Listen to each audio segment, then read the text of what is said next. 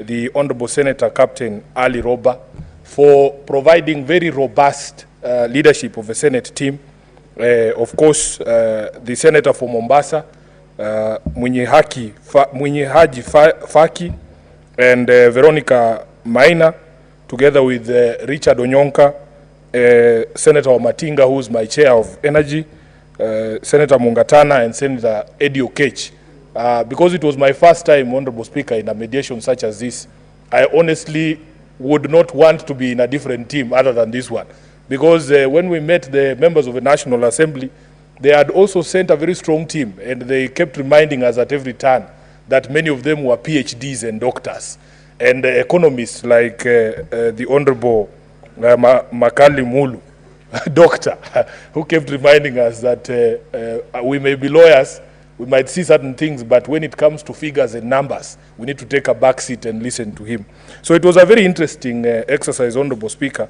But one of the things that we could agree upon, especially as a Senate, and as I said yesterday during debate on the President's State of the Nation address, it is very easy to agree on other things once you agree on principles.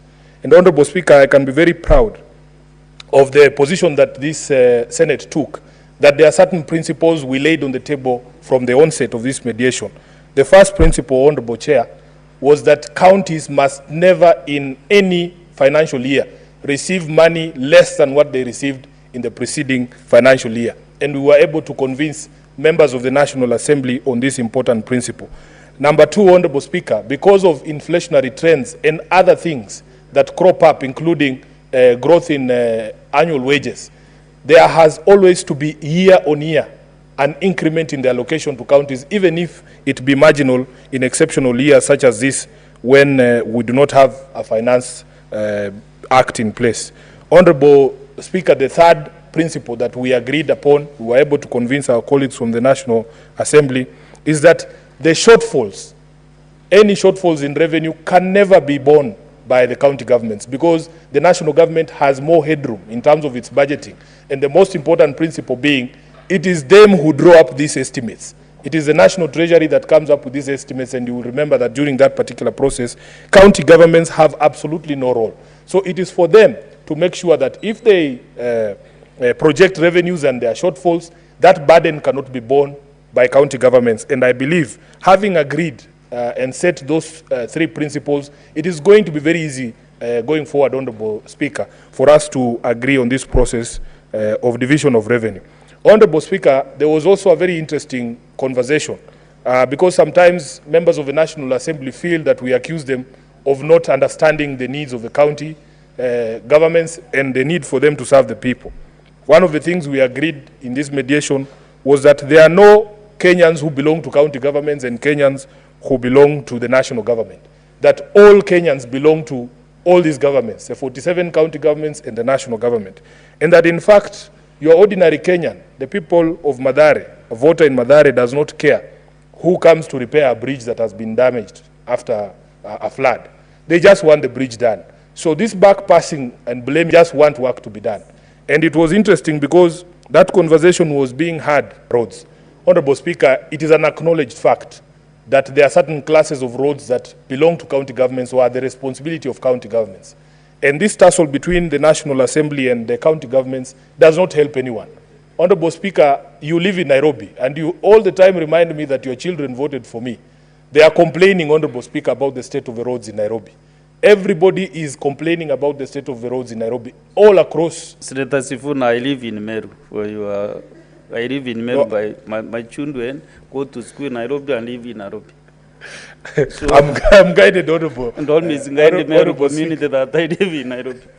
Honorable Speaker, okay, we are very proud as a county because we know we host all the senators wherever they come from. And complaints have been raised about the state of the roads in all of our areas. Honorable Speaker, in Kilibani, in Hurlingham, you go to Isili, the state of the roads in Pipeline, in other areas of Nairobi is so bad. And every time you bring this question up, the governors are always going to hide behind the dispute of the RMLF. In fact, yesterday, Honorable Chair, we had the opportunity to sit with the chair of the Transport Committee of the Council of Governors, the Honorable Governor for Wajir, Ahmed Abdullahi. And you know, during the mediation, the members of the National Assembly gave us as a Senate an assignment to take a message to the Council of Governors that if it were possible for them to sit down and have a discussion and try to mediate that issue out of the courts, it would be helpful to the common wananchi. I want to report to the members of this House and the members of the National Assembly need to know that we did take that message to the chairperson of the Transport Committee of the Council of Governors. But he was very skeptical, I have to say this, because he has said that this is not the first time this question of the RMLF was taken to court, and the last time there was a conversation to withdraw the matter or to solve it amicably, it didn't go very well. So at least to the members of the National Assembly who sent us, who gave me that assignment to deliver the message, as a messenger, I've done my part, and I have also given you the feedback that we received from the Council of Governors. Honorable Speaker, allow me to also say that in the course of those proceedings, we in the Senate raised very serious objections about the separation of powers between the three arms of government. We want to continue to urge members of Parliament especially to remember that the law-making process and the budget-making process is a constitutional responsibility of Parliament. And we must never appear to cede that responsibility to any other arm of government, and especially not to the executive. Honorable Speaker, you will know that whenever we are handling a matter in this House, even the judiciary itself has taken a position of waiting for the process in this House to conclude before they can intervene. And when a matter is before the judiciary, we in Parliament as well don't touch it because of the sub judice rule in our own standing orders. Honorable Chair, therefore it was quite disheartening to hear pronouncements being made in the course of the mediation by members of the executive about this mediation and the figures that were viable or not viable. I want members of Parliament to remember that we swore an oath to defend the Constitution, and it is the Constitution that gives us, as Parliament, power to make legislation and power to also make the budget of this country. So that, Honorable Speaker, we should not essentially be one with the executive. In fact, sometimes I feel terrible for the leadership of the executive because they are supposed to get ideas from Parliament and to be guided as well. But if we are a House that only waits for the President to say, we go left and we go left, we go right and we go right. If today he says this House is bad, we all clap and say it's bad. If he says we are now good boys, we all stand up and clap. It's not supposed to be like that. We are doing a disservice to the head of state. And I want to encourage him. I think now he knows. I think now the head of state, Honorable Speaker. I cannot see an intervention on a point of order.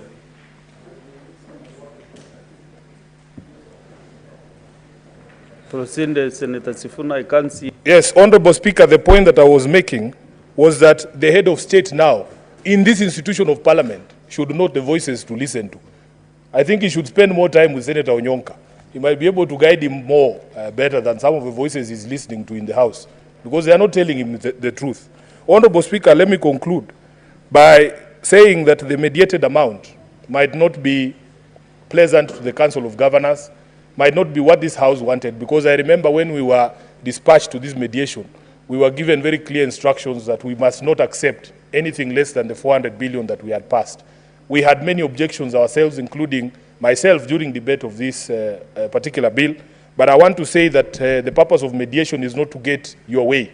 The purpose of mediation is to have a conversations with people who hold a different view and to come to some form of middle ground. I want the House to view this as the Senate saving 7 billion shillings for devolution and not losing 13 billion from the 400 billion that we had been told by the National Assembly. So, Honorable Speaker, what we want to say as a committee is that we had opportunity for a robust conversation with our colleagues from the National Assembly. I have also had opportunity to meet some of them in committee, some of them like the Honorable DK, they call him DK. I had never interacted with him. I've come to realize that he's not a bad man, he's a good man. And we have learned a lot from each other. But one of the things we also continue to insist, Who is DK? Honorable DK is the Honorable David Kiplagat, Member of Parliament, MP for Soy. Yes, Honorable Speaker, let me just conclude and reiterate something that we said yesterday as well, that we must stick to the constitutional principles even when it comes to matters of public finance in this country. We want transparency, Honorable Speaker. Some of the things that were delaying even the process, we in the Senate were insisting on some transparency. For instance, we were asking if the finance bill of 2024 was supposed to raise an additional 380 billion, we need to be shown the programs for which this money had been planned, so that we see if we have lost the entire 380, which programs were there for devolution that we can remove. There was also this claim that the national government was reducing its budget or its allocation by 320 billion. We need to be shown those figures so that we are clear and nobody is playing their cards under the table. If everything is put on the table, it is very easy for us to agree. And therefore, Honorable Speaker, with those many remarks, I want to thank the House again for giving me the opportunity to be a member of the Mediation Committee and hope that in future we will be able to grow the path of devolution year on year. With those many remarks, I second Honorable Chair.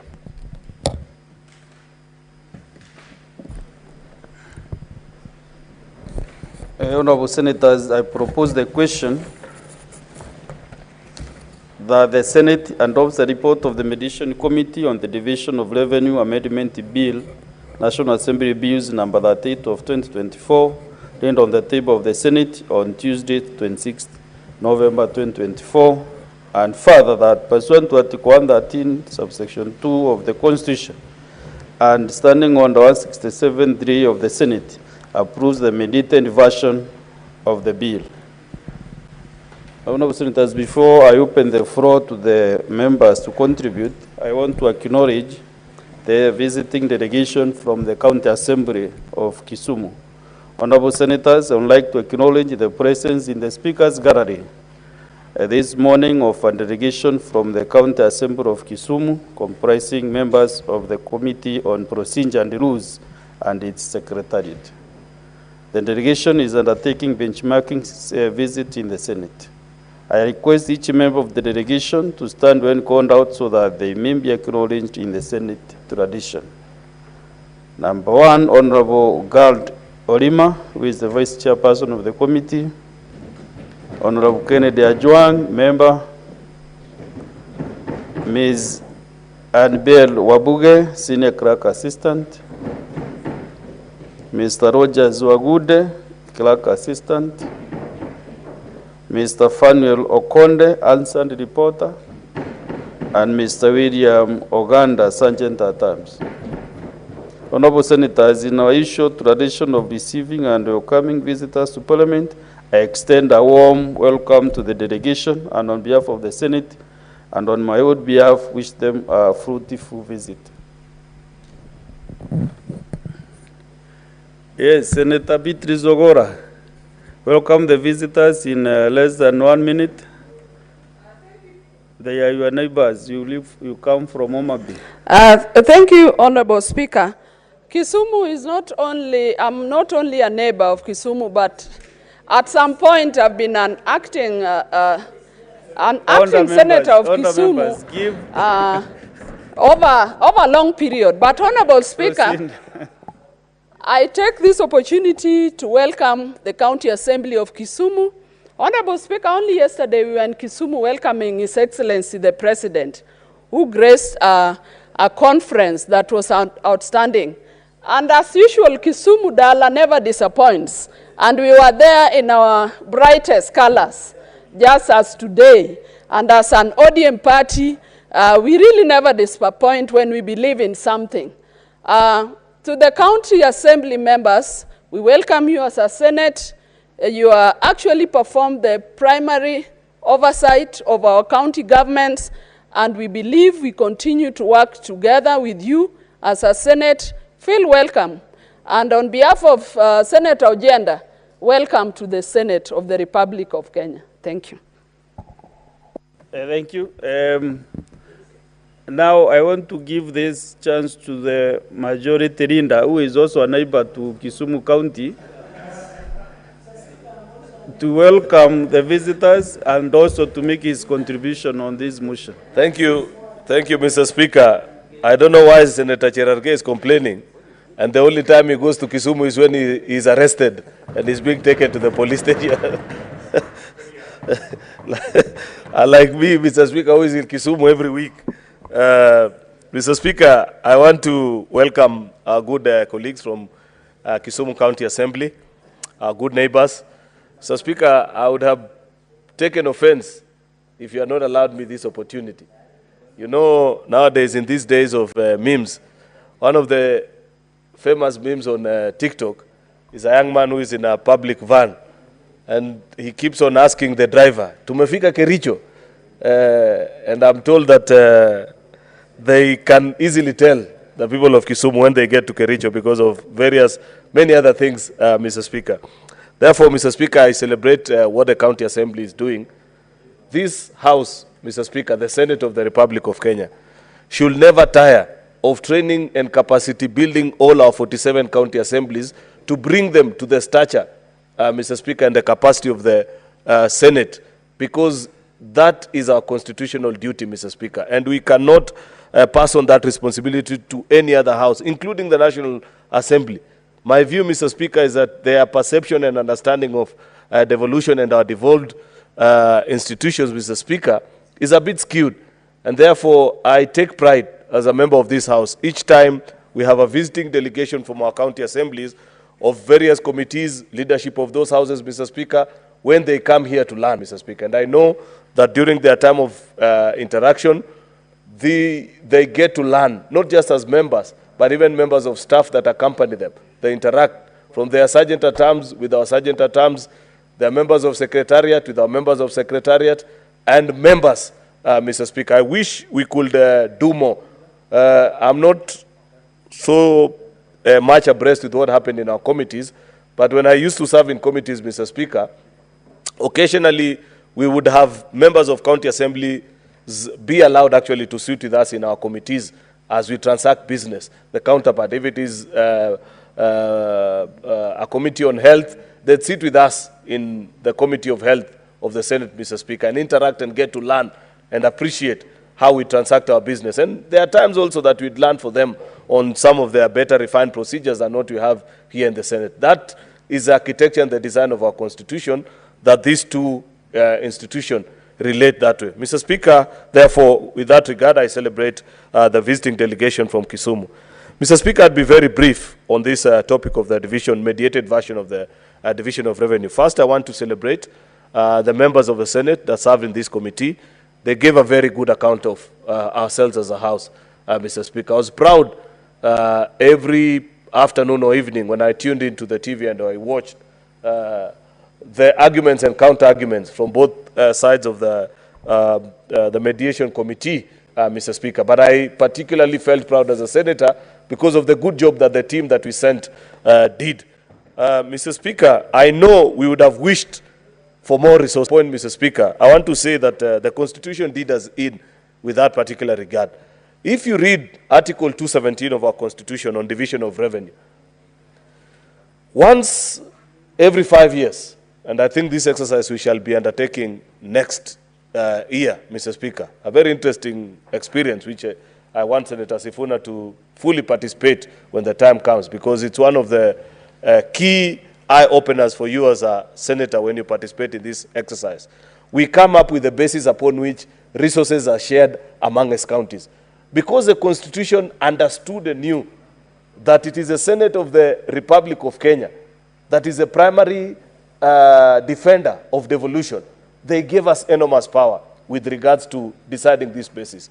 So properly guided and guarded are we on this provision that once we have passed a resolution, it is the only clause or the only report that once it leaves this House, if the National Assembly wants to overturn it, they need to raise 2/3, Mr. Speaker. Therefore, for the 3 or 4 occasions that we've had the occasion to pass the revenue formula, Mr. Speaker, National Assembly, though they disagree with us, they've never had occasion to question us, because the Constitution appreciated that as a Senate, that is our forte, and it is upon us to determine. And once we have agreed on the basis upon which counties share these resources, Mr. Speaker, the National Assembly takes a nod. And if they disagree with us, then they have to raise 2/3 of the House. Something that only, they put us on the same pedestal like a constitutional requirement, or like the impeachment of a president or a deputy, or the overturning of a presidential memorandum, Mr. Speaker. I appreciate that. But when you move to Article 218, that is where I complain, and it's the basis of my complaint. I wish that on this matter of division of revenue and the determination of resources between Senate and National Assembly, we had retained similar powers, as such that once we consider division of revenue, Mr. Speaker, because we are reasonable people, it's not that we are going to sit and say, give 800 billion to counties, yet we are aware, Mr. Speaker, of our financial position. We would have been moderate in our consideration, Mr. Speaker. I wish we had similar powers as what has been provided in Article 217, Mr. Speaker, as such that upon the determination by the Senate of how much is due to the counties, then National Assembly will need 2/3 to overturn it. But here we are. Article 218 expects that Parliament shall make the decision. Parliament means both houses. And therefore, as much as many of our colleagues, because I've followed the conversation with comments being made by some of our colleagues on our social media platforms, Mr. Speaker, that our colleagues, how could you agree to this or the other? It's not upon them alone to agree. It's a duty of Parliament. Both houses must come to a conclusion. Sometimes it's not courage to bang yourself, Mr. Speaker, against the wall. It's not an act of courage. You're actually hurting yourself.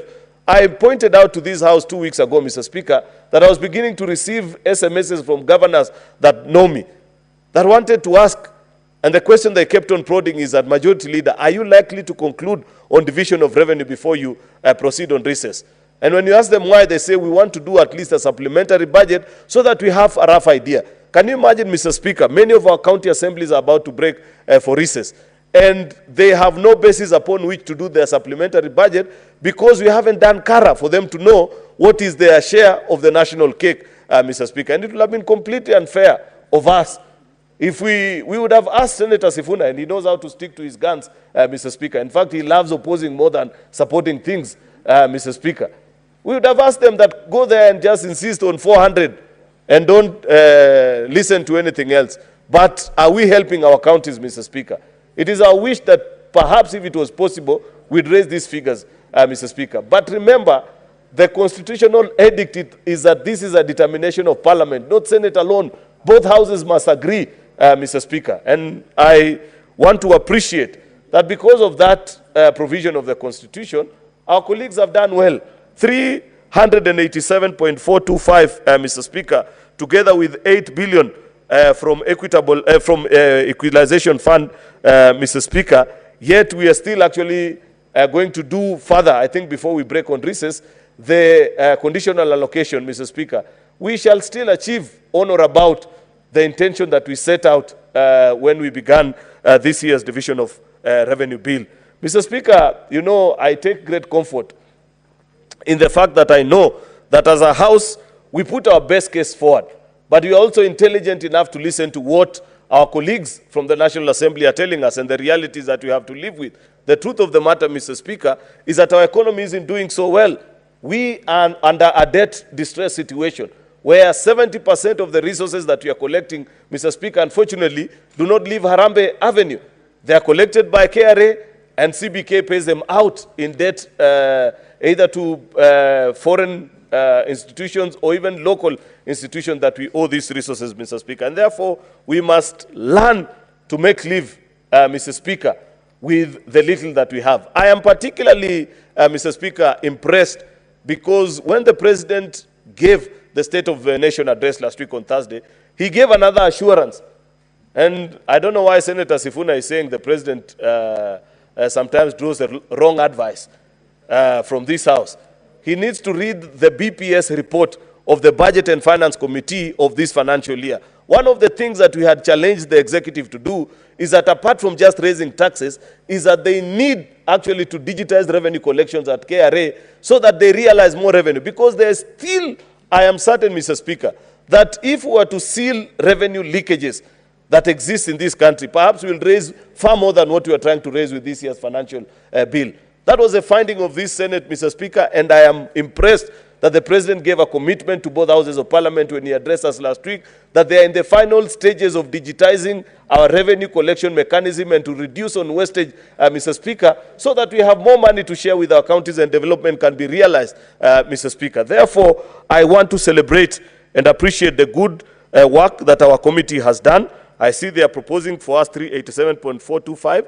Let us make this decision so that as we walk to our villages over the Christmas holidays, Mr. Speaker, we can look at our governors straight in the face and ask them to give a good account of the resources that we have devolved to the devolved units, Mr. Speaker. Otherwise, as it is today, you're actually shy on taking on the county government's officials and the governor, because they'd quickly come and speak soon after you and say, but you guys, you know, you have not even told us the basis of how much we are likely to receive this financial year. After the passage of this bill, and I want to request, Mr. Speaker, if possible, if our colleagues can speak to this mediated version of the bill today, so that we conclude on it, Mr. Speaker, and we quickly embark on Kara, so that by next week, Mr. Speaker, we can be done with this business, Mr. Speaker. We can retreat actually to the villages, you know, with our chest held high, knowing that now we have done our duty, our national duty, Mr. Speaker, and citizens can expect services from us. Therefore, Mr. Speaker, I celebrate their industry. I don't want to speak long on many of the things that we addressed. Remember, this is a mediated version. Mr. Speaker, we had said what we need to say about what we expect of our county governments. I would therefore wish to end my contribution at that particular point, Mr. Speaker, and celebrate the colleagues that took time. I urge colleagues that let us quickly dispense off with this matter, appreciate the work that our colleagues have put in, and move on to other things. I thank you, Mr. Speaker.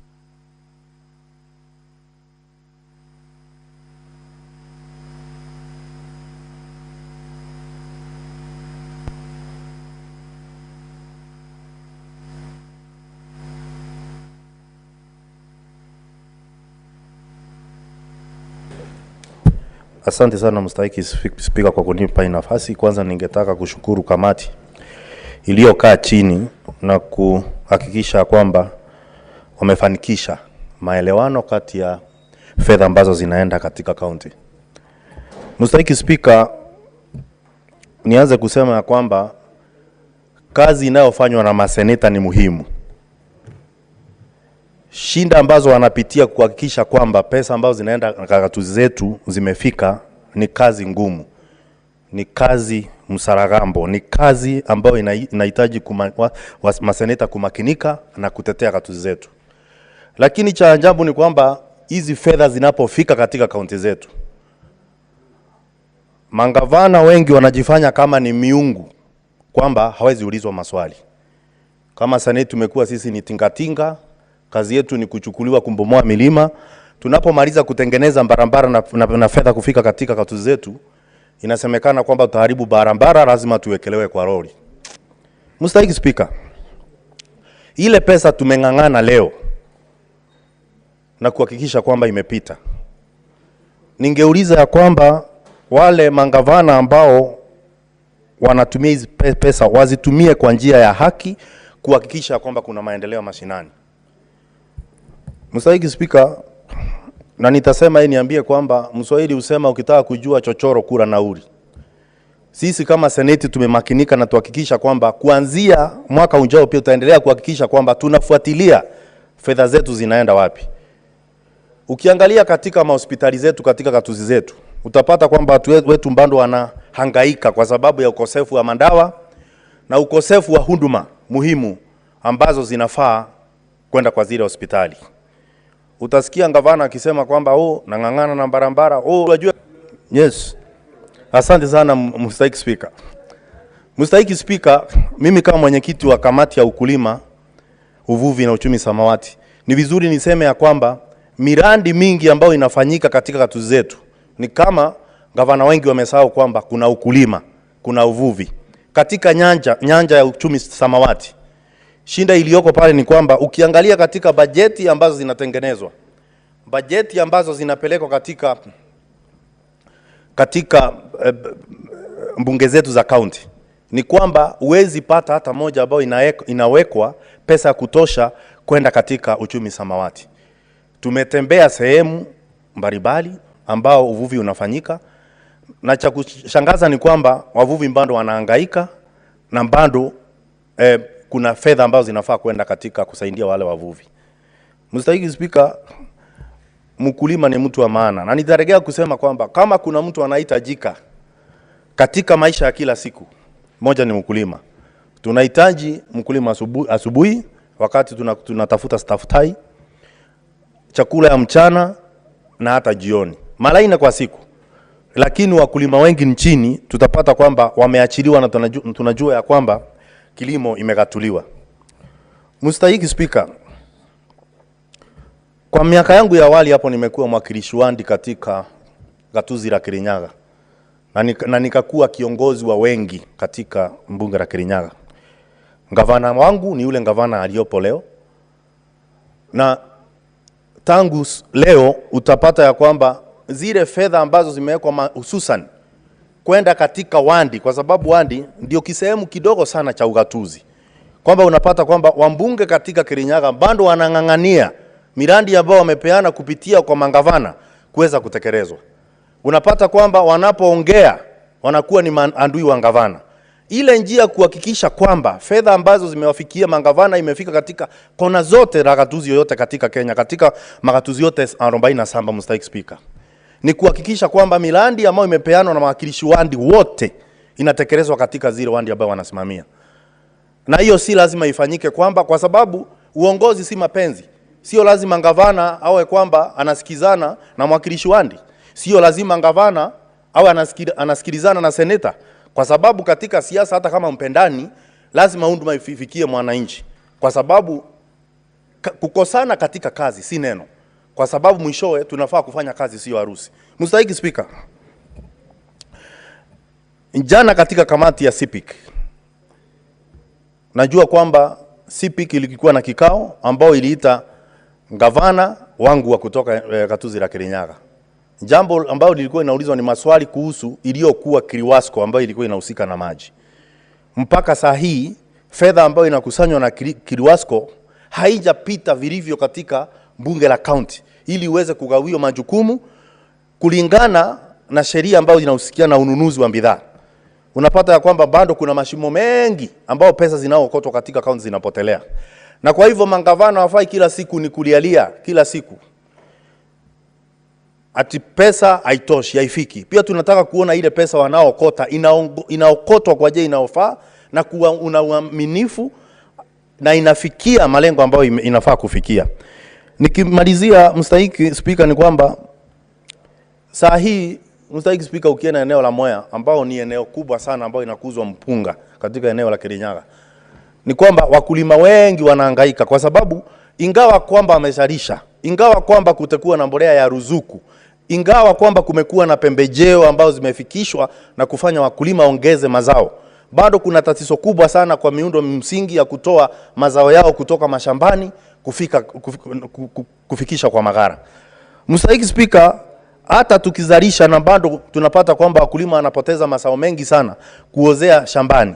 Gharama ya kutoa gunia moja mpunga kutoka mashambani kupeleka katika magara ya NCPB na katika magara ya vyama vya ushirika katika eneo la Mwea, utapata ya kwamba kuna shinda kubwa inawagharimu wakulima 1200 katika kila gunia. Mstahiki Speaker, kama mkulima atapoteza 1200 kwa sababu ya miundo msingi ambayo ingetengenezwa na gatuzi la Kirinyaga, ni kusema kwamba ile faida yote ilikuwa inapatikana kwa sababu ya kupata mbolea ruzuku na pembejeo za bei ya rais zinapotea. Na kwa hivyo ndo ningemwambia gavana wangu kwamba mugala muue na haki yake mpe. Tuhakikisha kwamba huduma za barabara, miundo msingi imeboreshwa ili wakulima waweze kufaidika. Mstahiki Speaker, si hayo tu ambayo nilikuwa nataka kusema siku ya leo. Najua ya kwamba kamati nyingi zimekuwa na matatizo kubwa wakati tunawaita mangavana hapa kuja kujibu maswali. Na unajua Mswahili husema mlina haogopi nyuki. Kama unataka asali lazima utafuata mzinga na kuenda kuzoa asali, uwe unaumwa na nyuki ama umwi na nyuki. Unapoomba kiti ya gavana lazima uwe tayari kukaa chini na wale ambao wanaangalia kama kazi inafanyika katika kaduzi. Lazima uwe tayari kukaa chini na kujibu maswali kwa wale wakilishi wandi ambao wamechaguliwa. Lazima kuwe na heshima kuhakikisha kwamba kila jambo ambalo unafanya unawajibika. Na nitakuwa nikalili wa akili kama sitasema ya kwamba kumekuwa na madharau si hamba kutoka kwa magavana, kwa wakilishi wandi na maseneta ambao waliochaguliwa. Na ni vizuri tuseme ya kwamba itafika siku ambao tunafaa kuwa na kikao Kazi yetu sio kubeba mzigo mkubwa, na wakati tunauliza maswali wanatuambia mzigo uko kichwani, kwa pani jasho la tutokeani. Lazima wajibike kwa kujibu maswali na kufanya kazi ambayo wamepewa kufanya, na wasiwe tu kazi yao ni kutupatia kazi ya kutafutia pesa, lakini wataki kujibu maswali. Asante sana Mr. Speaker.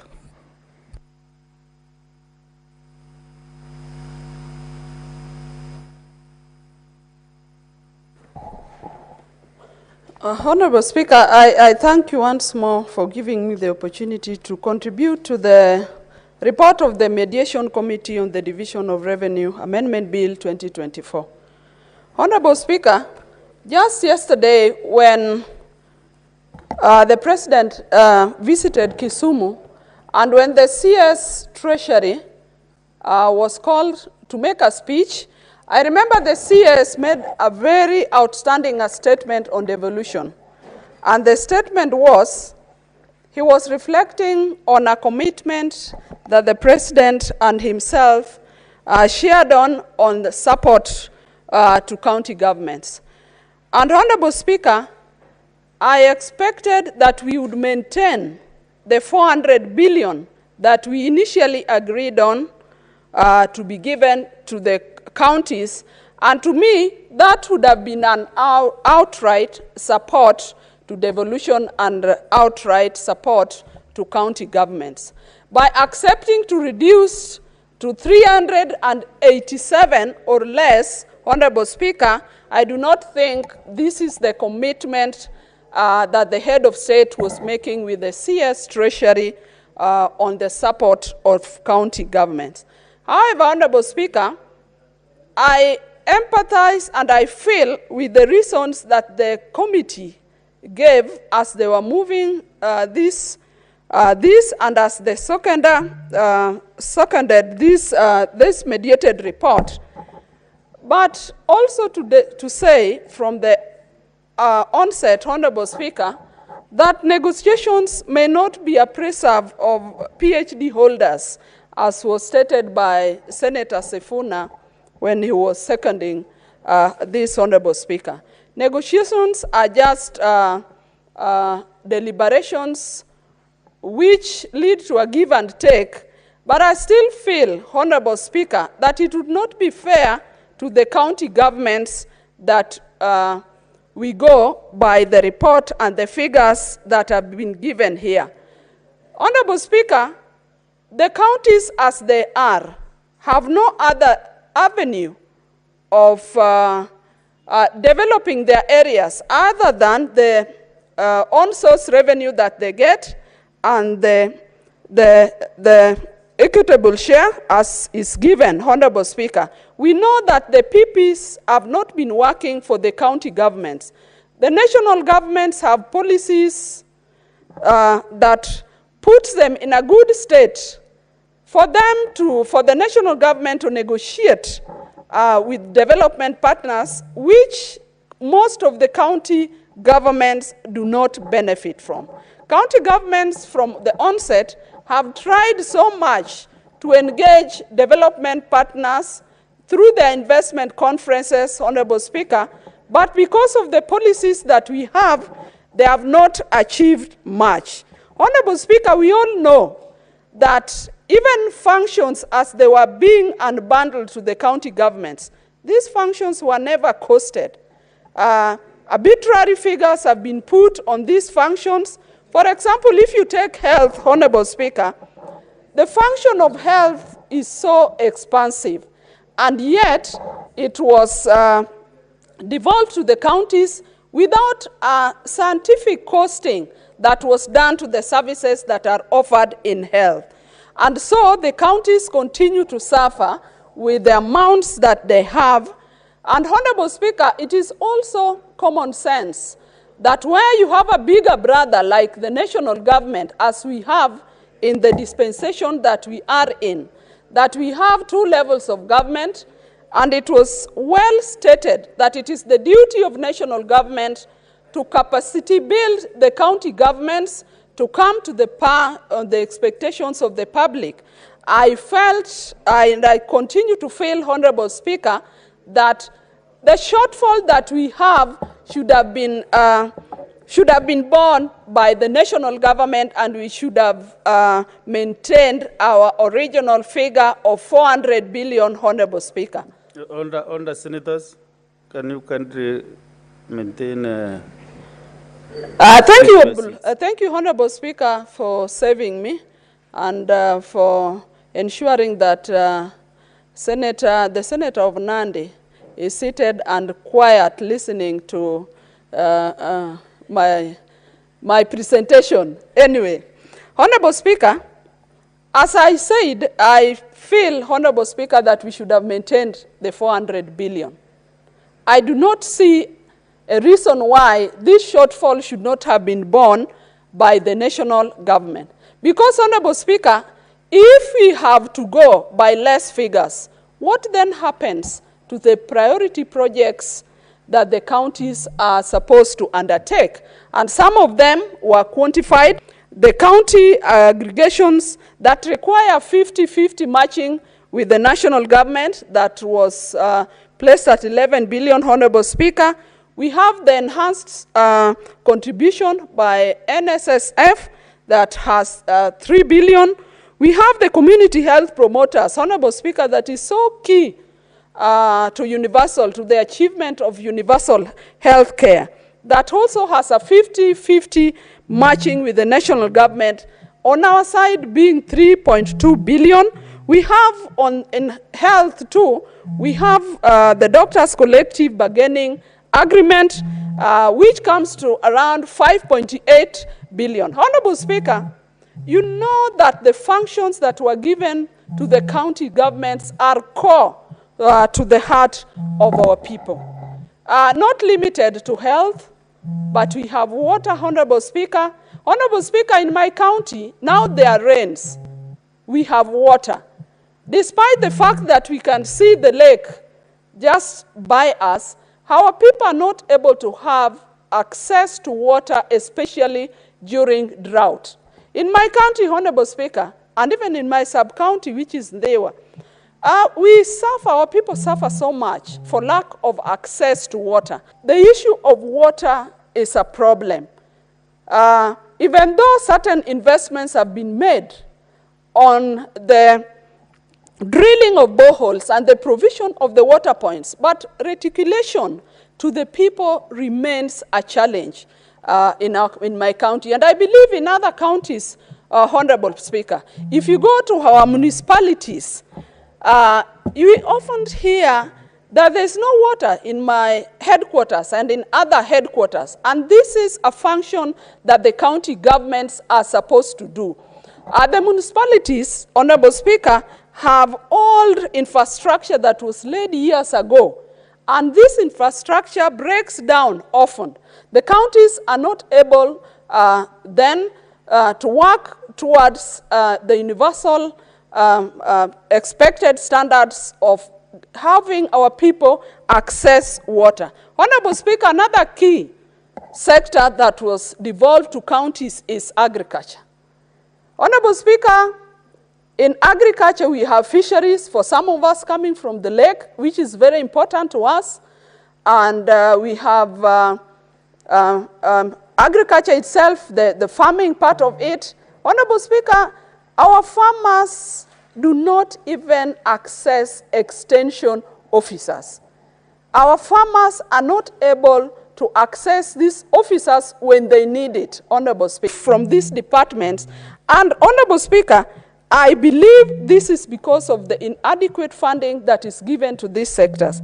Honorable Speaker, I expect a situation where if a farm be able to access, our farmers still keep cattle, our farmers still keep dairy cattle, and they often require services from the veterinary department. But without adequate funding, Honorable Speaker, our people turn to pets. Honorable Speaker, in my country still and in other countries, we are looking to achieving a percentage of tree coverage. In my country, there were 2 outstanding forests, one called Kodera Forest, another called Ruma that is next to my village. Honorable Speaker, the deforestation that has taken place in this forest is so massive, and I was looking forward to some adequate funding so that my county government would embark on a forestation program to bring my country to the expected tree cover national. Honorable Speaker, I am not very comfortable with the reduced figures, and I feel as a Senate, we should have maintained our figures.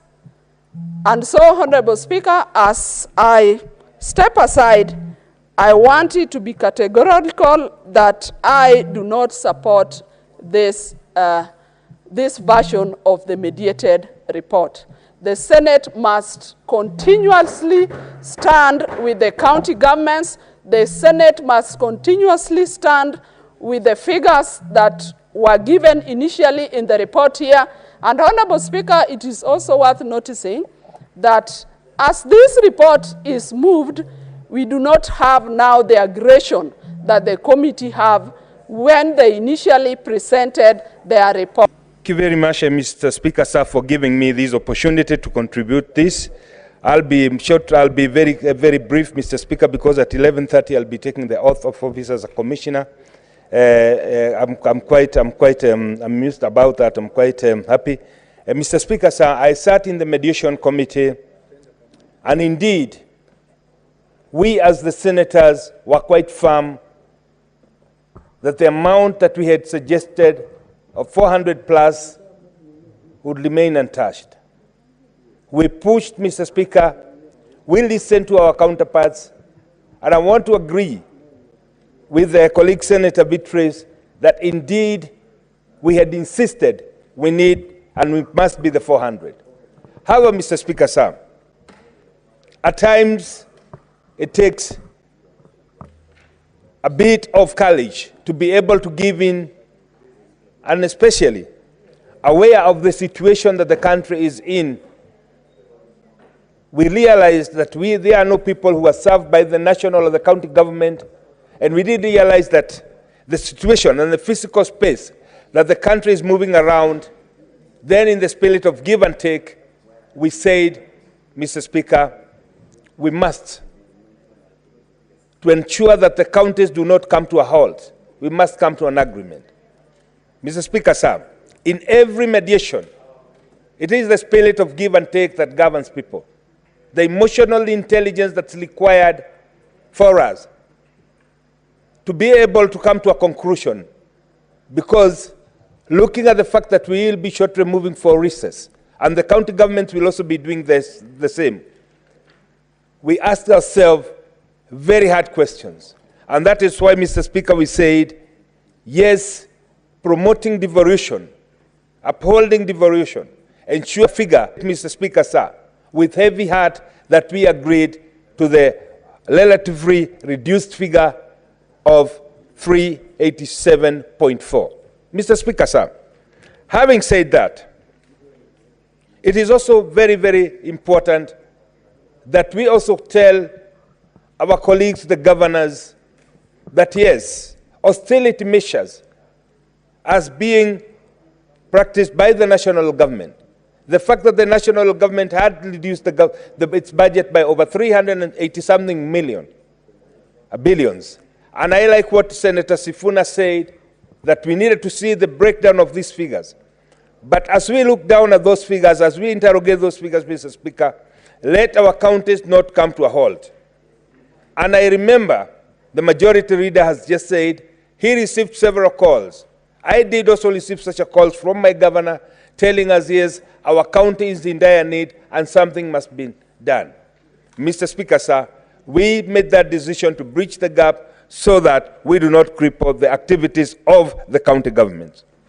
This, Mr. Speaker, sir, as we sat with the members of the National Assembly, as we try to push and harden on our position, that we as the promoters and protectors of devolution, that we are not going to take any cut.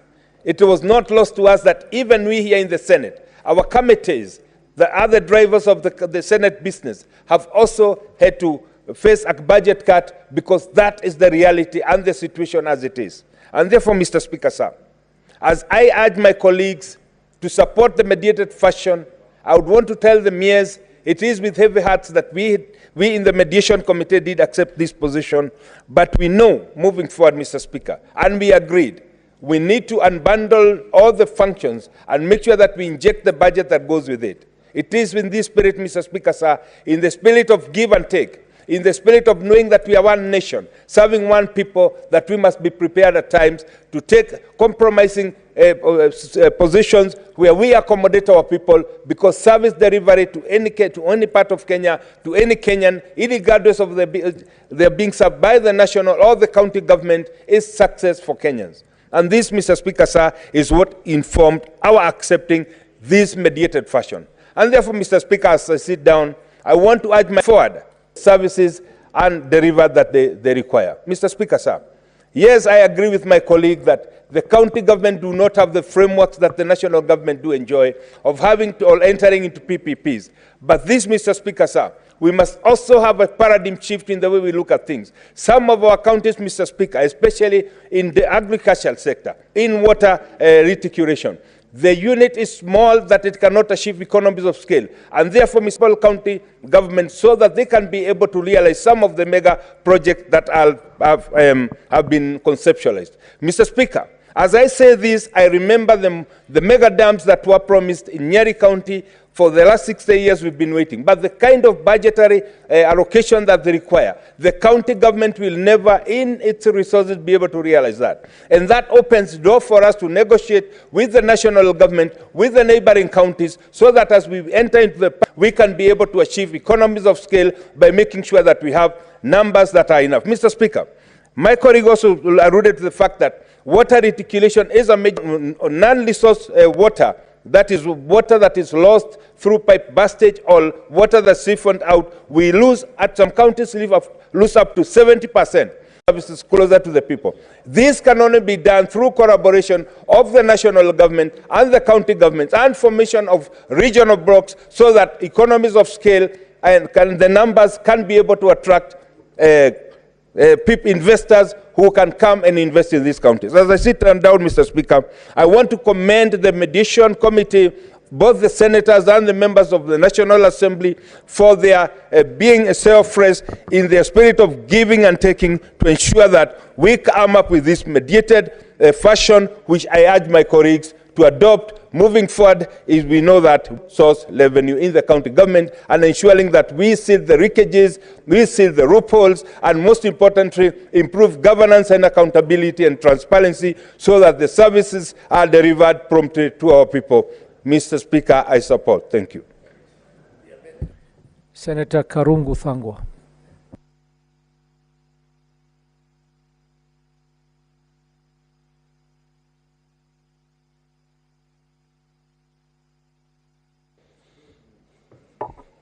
Thank you very much, Mr. Speaker. So that from the onset, I can say that I don't agree with this report. Because, Mr. Speaker, as you are aware, this House approved 400 billion to go to the counties. I don't know whether I'm audible, Mr. Speaker. Or maybe I can move closer to you. We can, Thangwa, it's okay, but you are very audible.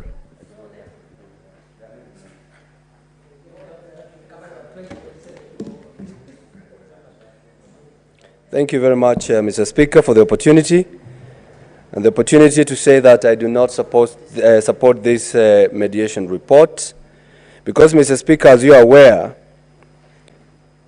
this House approved 400 billion to go to the counties, but the National Assembly, which is never mandated to take care of the interest of the counties, reduced that amount by 20 billion. Mr. Speaker, the committee sat, the mediation committee, and they all agreed on 387 billion. That is cutting short 13 billion to the counties, Mr. Speaker. Mr. Speaker, I'm going to give my reasons, borrowing heavily from the presidential State of the Nation speech at the National Assembly.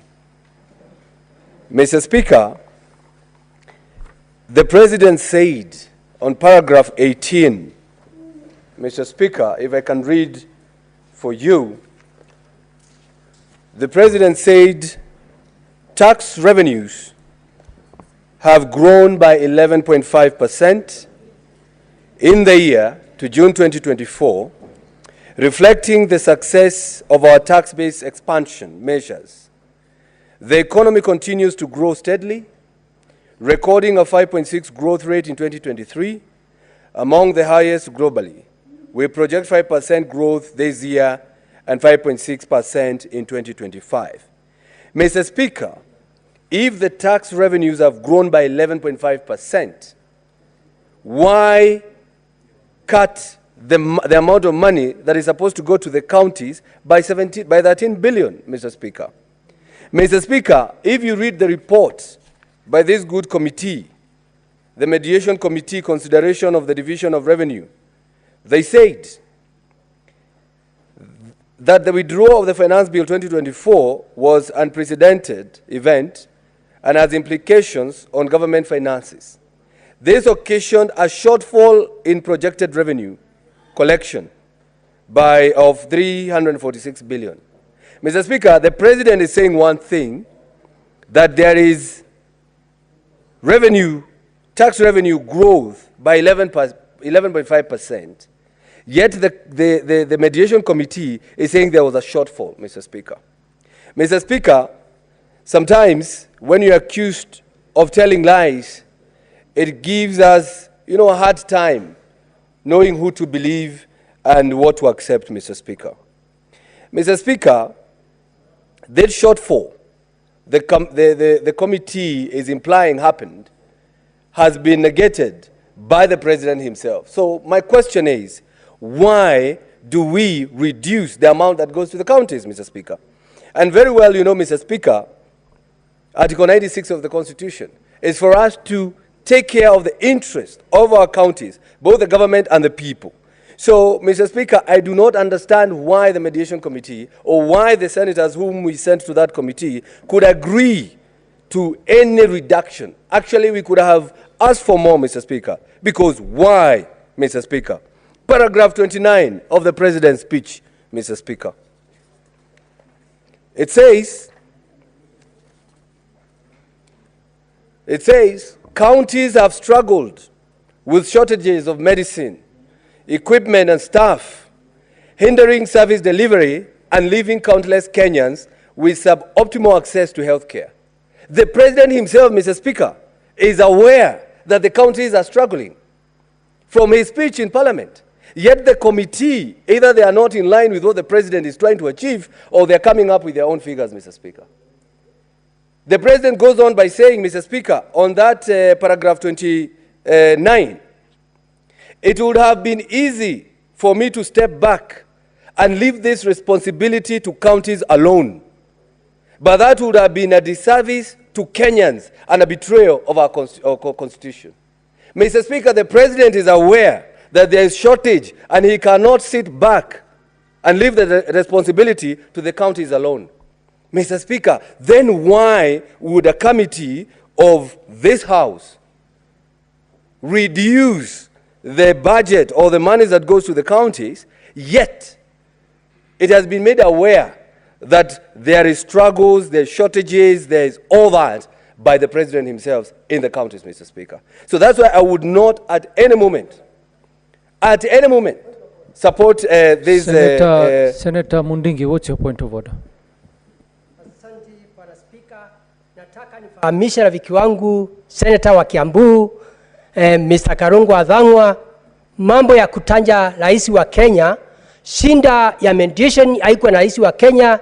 Mediation ilikuwa na masenata wale tulichagua hapa, na wale mediation wengine walikuwa pale ni watu wa mbunge ambaye wataki kusikia kaunti zetu njia ukatusi wakipata era inafaa. Kwa hivyo ningetaka kukosoa rafiki wangu Karungu Adhangwa, hakuna pahali rais alihusisha kwa sababu amepeana demokrasia mwende mkae chini ndio devolution iweze kupata kazi, iweze kupata hela ile inafaa bilioni 1400. Kwa hivyo ningependa kumwambia angekosoa ile kamati yetu na parliament ambaye haitaki devolution iendelee kazi. Asante bwana Speaker. Mr. Speaker, maybe it is my English that the senator is not understanding what I'm trying to say. But I can simplify for him to understand. What I'm trying to say, Mr. Speaker, is that the president is aware and he knows the counties are struggling. The president wants to help the counties. But the committee that has been mandated, Mr. Speaker, I wish you would protect me. I wish you would protect me, Mr. Bwana Speaker. Mazayo, nini hoja yako ya nidhamu? Bwana Spika, pengine ndugu yangu aliye hivi sasa anatoa maoni yake kwenye ile ripoti yetu ya Mediation Committee, amesema ya kwamba pengine ni kizungu chake, kimombo chake ni kwamba pengine yule ndugu yetu hakielewi. Nataka kumuuliza, je, ni haki kusema kitendo in a form of innuendo, jambo ambalo innuendo ni kwamba pengine hulisemi kiwazi. Nataka kujua, je, akisema hivyo Mundigi mwenyewe hujiita daktari hapa, yeye akiwa kama daktari anajua kimombo sana, na hata nishamsikia mimi akiongea kimombo. Je, ni haki kwa ndugu yangu ambaye hivi sasa chairman wangu wa barabara anaweza kusema ya kwamba Mundigi ana upungufu wa kujua kizungu ama kimombo? Asante Bwana Speaker. Senator Thangwa, unaweza kurekebisha matamshi yako. Ulikuwa unamaanisha Senator Mundigi hafahamu lugha ya kizungu. Mr. Speaker, I didn't mean to say that he does not understand English. Maybe I was speaking too fast for him to comprehend. And that's why I decided to slow down and explain to him or to the House that the President is aware that the counties are struggling, Mr. Speaker. And because they are struggling, you would expect a House that is mandated to come up with this law, the DORA Act, Mr. Speaker, the committee that understands that we need to have service delivery at the counties, instead of reducing these amounts, we should actually increase this amount, Mr. Speaker. I was also trying to say that the President has acknowledged that the tax base has increased by 11.5%. So there is more money within the national government. So then why reduce the monies that goes to the counties? That is my question, and that's why I was trying to compare the two. What the President believes and what this House believes, Mr. Speaker. Mr. Speaker, I know these monies, when they get to the counties, there's a lot of embezzlement, there's a lot of corruption, and as we send monies to the counties, we should also call upon the governors to use these resources the way it's supposed to be used, Mr. Speaker, to fight corruption and to stop thievery or eating county monies, Mr. Speaker. And the other day I saw the governor says that they are going to shut down counties if we do not agree. And you know, Mr. Speaker, you do not threaten a person who is out there trying to assist the counties to get what they're supposed to get. So when you say, if you do not agree very fast, we are going to shut down counties, are you trying to tell us? And I think that's why these members of this committee agreed to reduce to the reduction of the 13 billion, Mr. Speaker, because now the county governors, they are threatening they are going to shut down, and probably this committee decided, okay, instead of you shutting down, let me give you less money, Mr. Speaker. I would want the governors, with the same gusto that they are going to, the threats are going to shut down the counties, Mr. Speaker, they should come out and say how they are using and misusing the county resources, Mr. Speaker. Because monies have been sent to the counties, and when they have been sent to the counties, Mr. Speaker, you realize that the health workers are not paid. For example, the county of Kiambu, my great county, Mr. Speaker, the health workers have not been paid their salaries for the last 4 months, Mr. Speaker. Mr. Speaker, the Kiambu employees are not attending the Kikoska Games this year, something they have done every year. And you know that's the only opportunity you meet other people from other counties for cohesion and agreement and understanding of each other, Mr. Speaker. And they are not going to attend because, one, they say there is no money. But if you ask them, the money that you have had, how did you use that money? Didn't you budget for this? And it was budgeted for, Mr. Speaker. So you should not again blame the national government that there is late disbursement, yet you have your own source of revenue, Mr. Speaker. And this is a call to all governors, Mr. Speaker, that they should work on their own source of revenue. And working on own source of revenue does not mean increasing the taxes or the levies, Mr. Speaker. It is just broadening the collection of it. And this can only be done through digitization, Mr. Speaker. And I'm comparing the President's speech from my contribution, Mr. Speaker, because if you read paragraph 66 of the President, actually I'm supporting some of his pronouncement, Mr. Speaker. The President said that I am delighted to report on the dramatic improvements we have recorded by automating and digitizing our revenue collection and service delivery through e-citizen, Mr. Speaker. Mr. Speaker, this should be trickled down to the county governments, and I'm calling on the governors to borrow from the President's speech and digitize their own source revenue collection methods, Mr. Speaker. They should digitize tax collection or levies collection, digitize service delivery, digitize water supplies, Mr. Speaker. And you know counties own water companies in their counties, Mr. Speaker. And since I'm in one of committees that scrutinize these reports, the audit reports about water companies, Mr. Speaker, we have realized counties are losing a lot of water through the non-revenue water, Mr. Speaker, through leakages, stealing of water, no meters, and all that, Mr. Speaker. And if you look at it, like yesterday, we had the governor of Kirinyaga, and his county is losing 56% of all the water supplied to the county government of, to the county of Kirinyaga, Mr. Speaker. 56%. And when you ask them, they say the pipes are old, we don't have meters, the people are stealing water. Mr. Speaker, if we digitize, even have smart meters, Mr. Speaker, this can really help the service delivery if we digitize, Mr. Speaker. Mr. Speaker, I know counties need money, and it is upon this House to scrutinize how the governors are using these monies, Mr. Speaker. The other day, and we saw it yesterday in the news, that the national government, through the Ministry of Water, they are forming a task force to fight rats menace, snail menace, and birds menace in Mwea, Mr. Speaker. Though it might sound funny, this is a huge problem in Mwea, Mr. Speaker. The people of Mwea are suffering because their rice is being eaten by the birds, called quilia birds, the snails, and of course the rats, Mr. Speaker.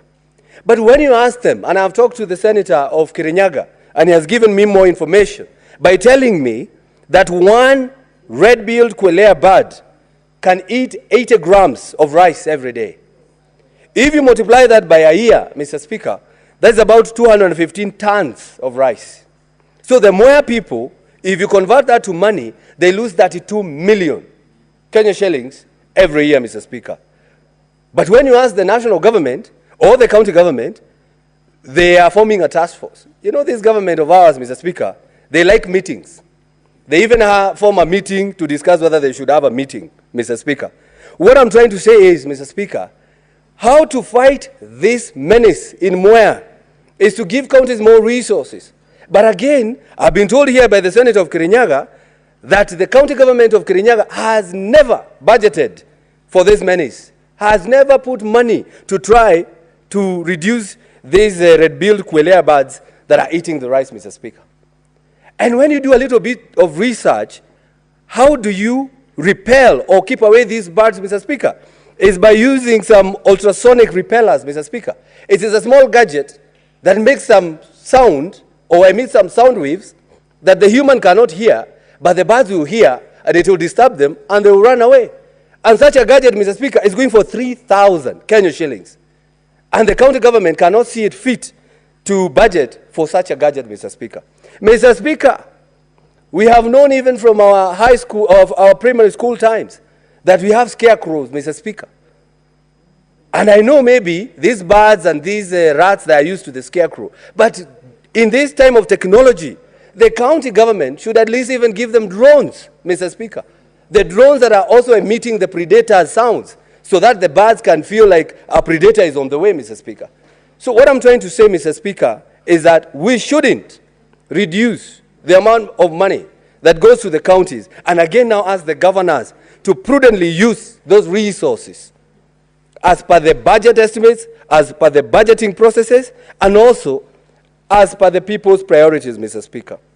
Mr. Speaker, I know I'm talking about Mwea, but probably this is not the only problem in Mwea or the rice fields, Mr. Speaker. Maybe in Bura, Ahero, North Kano, or even Lower Kuja in Migori, Mr. Speaker.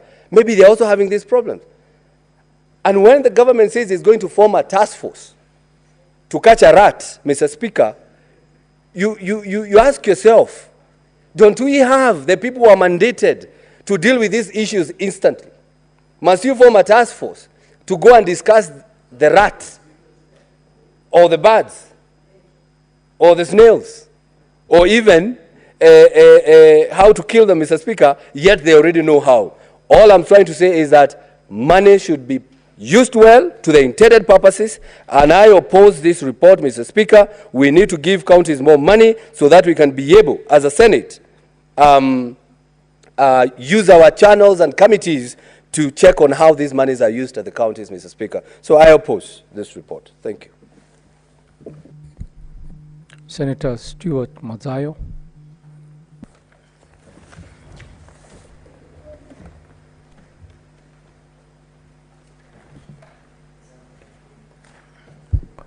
Asante Bwana Spika. Bwana Spika,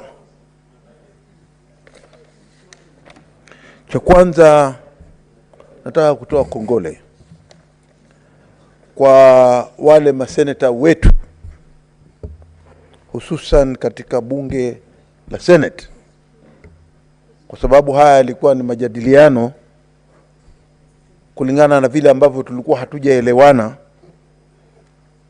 na ugavi huu wa pesa zinazokwenda katika serikali zetu za mashinani.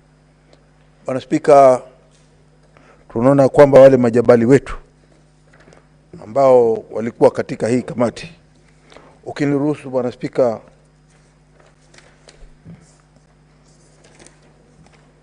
kwa heshima naweza kusema ya kwamba wakiongozwa na kiongozi Ali Roba, kifuatiwa na Edwin Sifuna na Recha Julius Burgor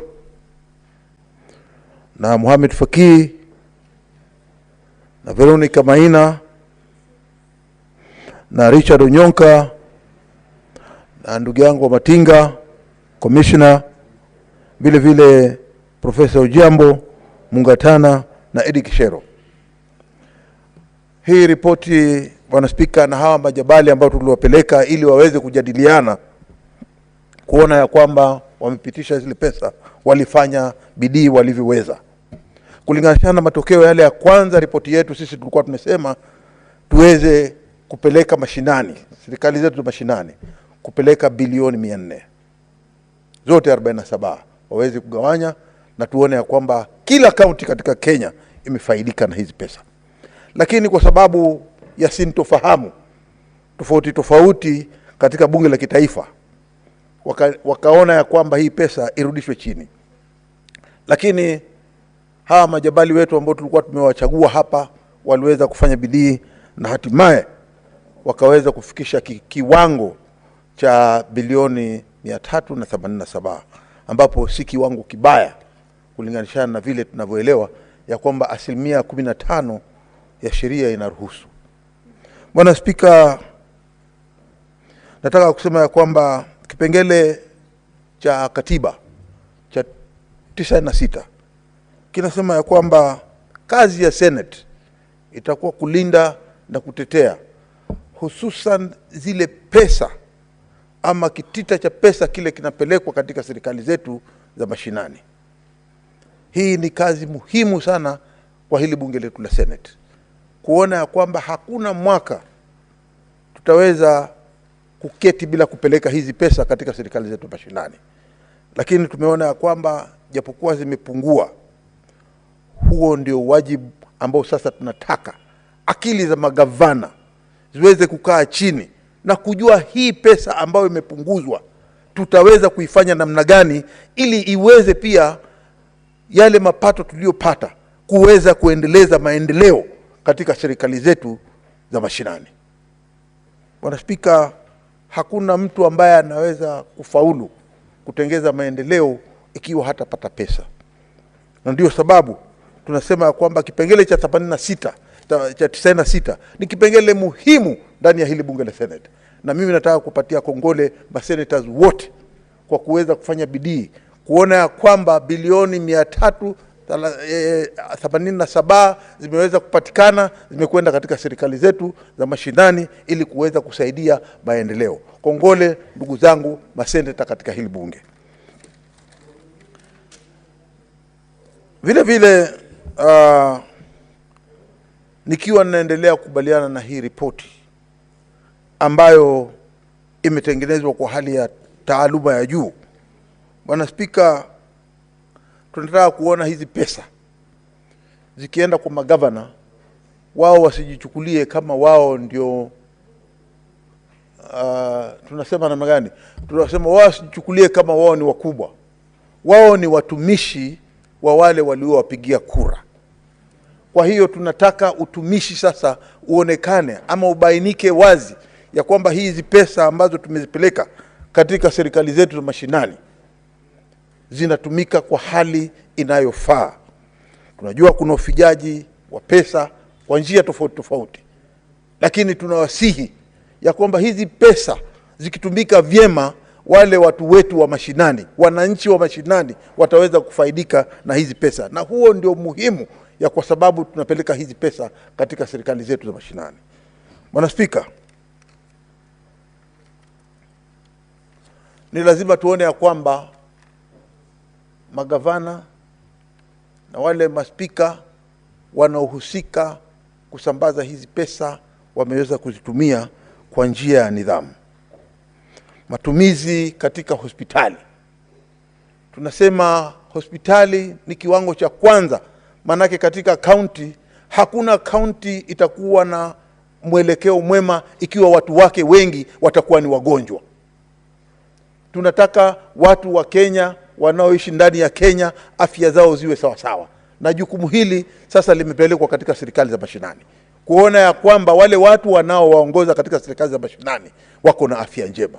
Na ndio tunasema sababu kubwa ni kwamba ni lazima kitengo kikubwa sana cha hizi pesa zinazokwenda katika serikali zote mashinani ziende katika mahospitali ili ziweze kuchukua madawa, ziweze kuchukua vifaa ambavyo vinaweza, kama mtu amepata ajali, kama mtu anataka kulazwa katika vile vyumba ambavyo zinaitwa intensive care, chumba cha mahututi ambacho mtu anaweza kupata madawa na hatimaye akatoka katika ile hali yake ya mahututi akaja akawa mzima tena akarudi kwa jamii yake akiwa na afya njema.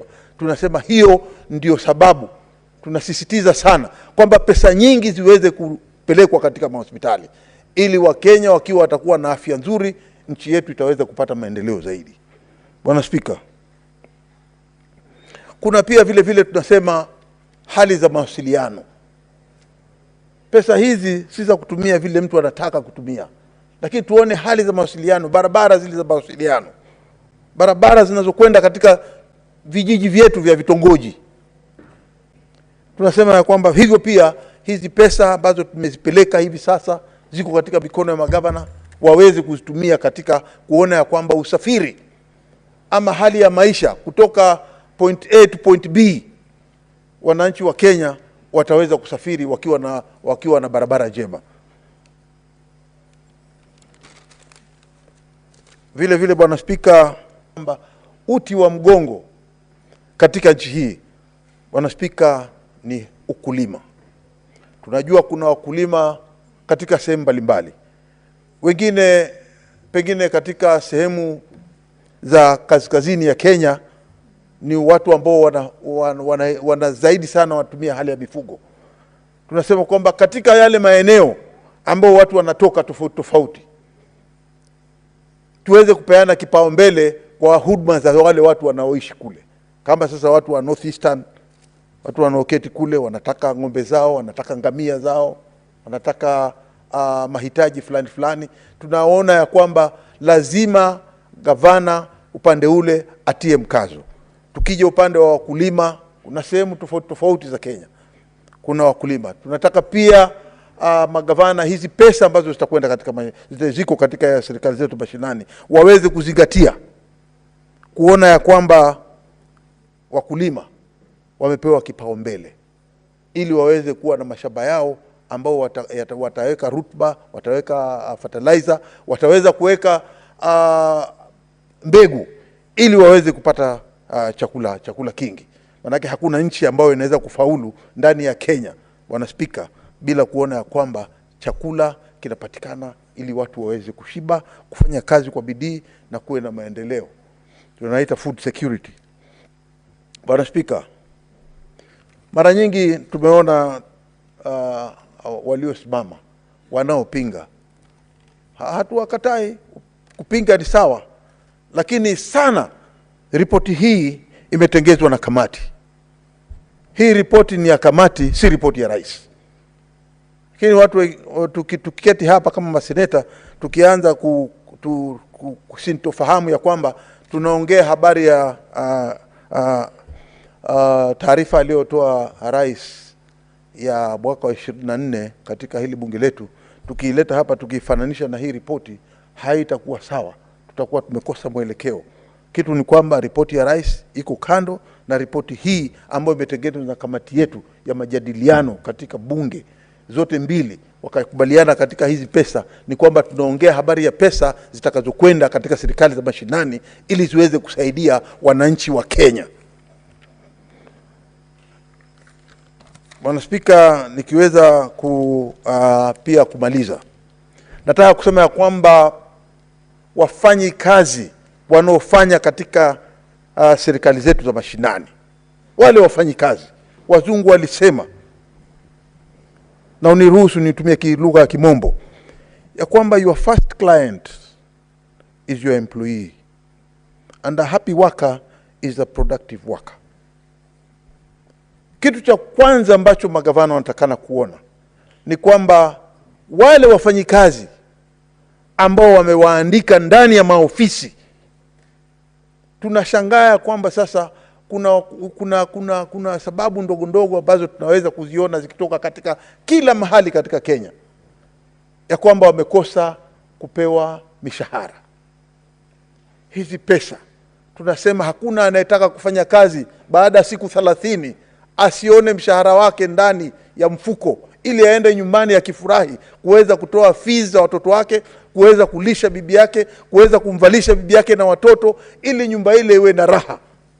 Tunaona sumazi zinatandaa katika mafamilia tofauti tofauti, kwa sababu ukiulizwa unasema mimi sina pesa za kulipa mishahara.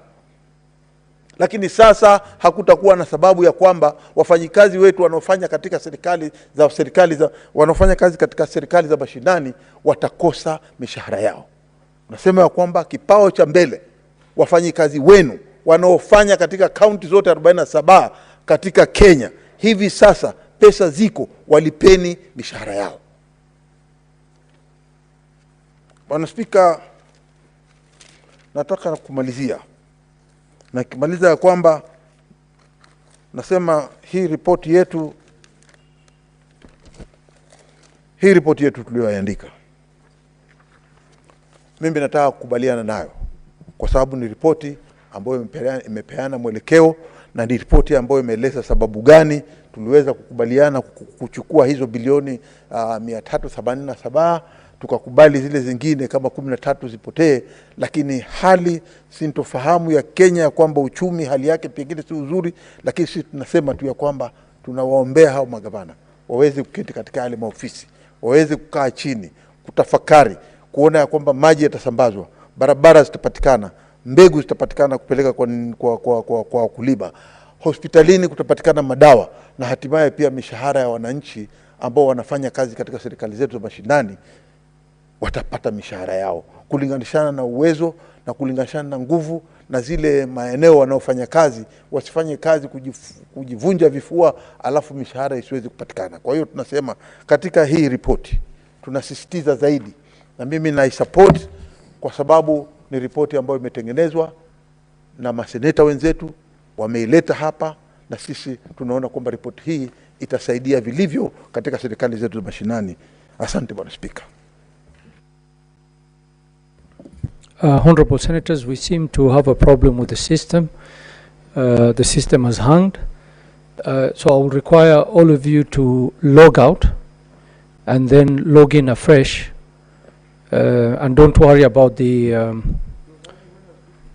yes, it had already hung, yeah. So please just log out and then log in so that we can reboot the system. I do have a list of the speakers.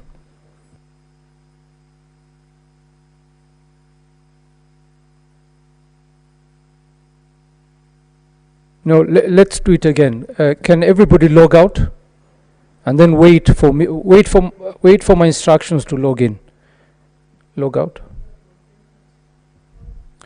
Sergeant at Arms, can you assist us to remove the cards which are in the system?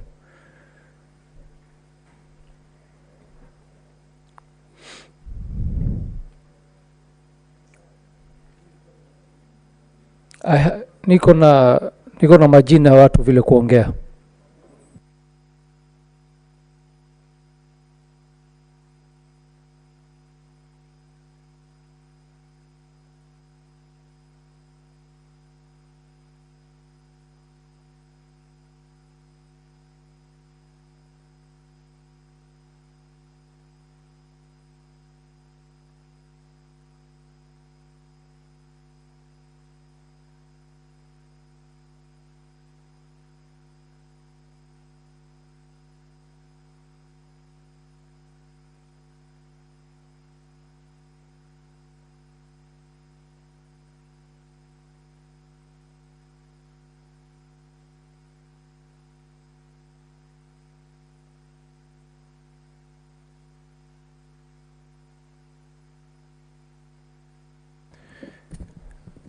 Very well, Senators, you can now log in again.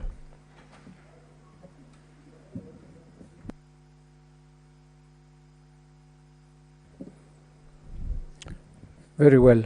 Senator Mundingi Alexander.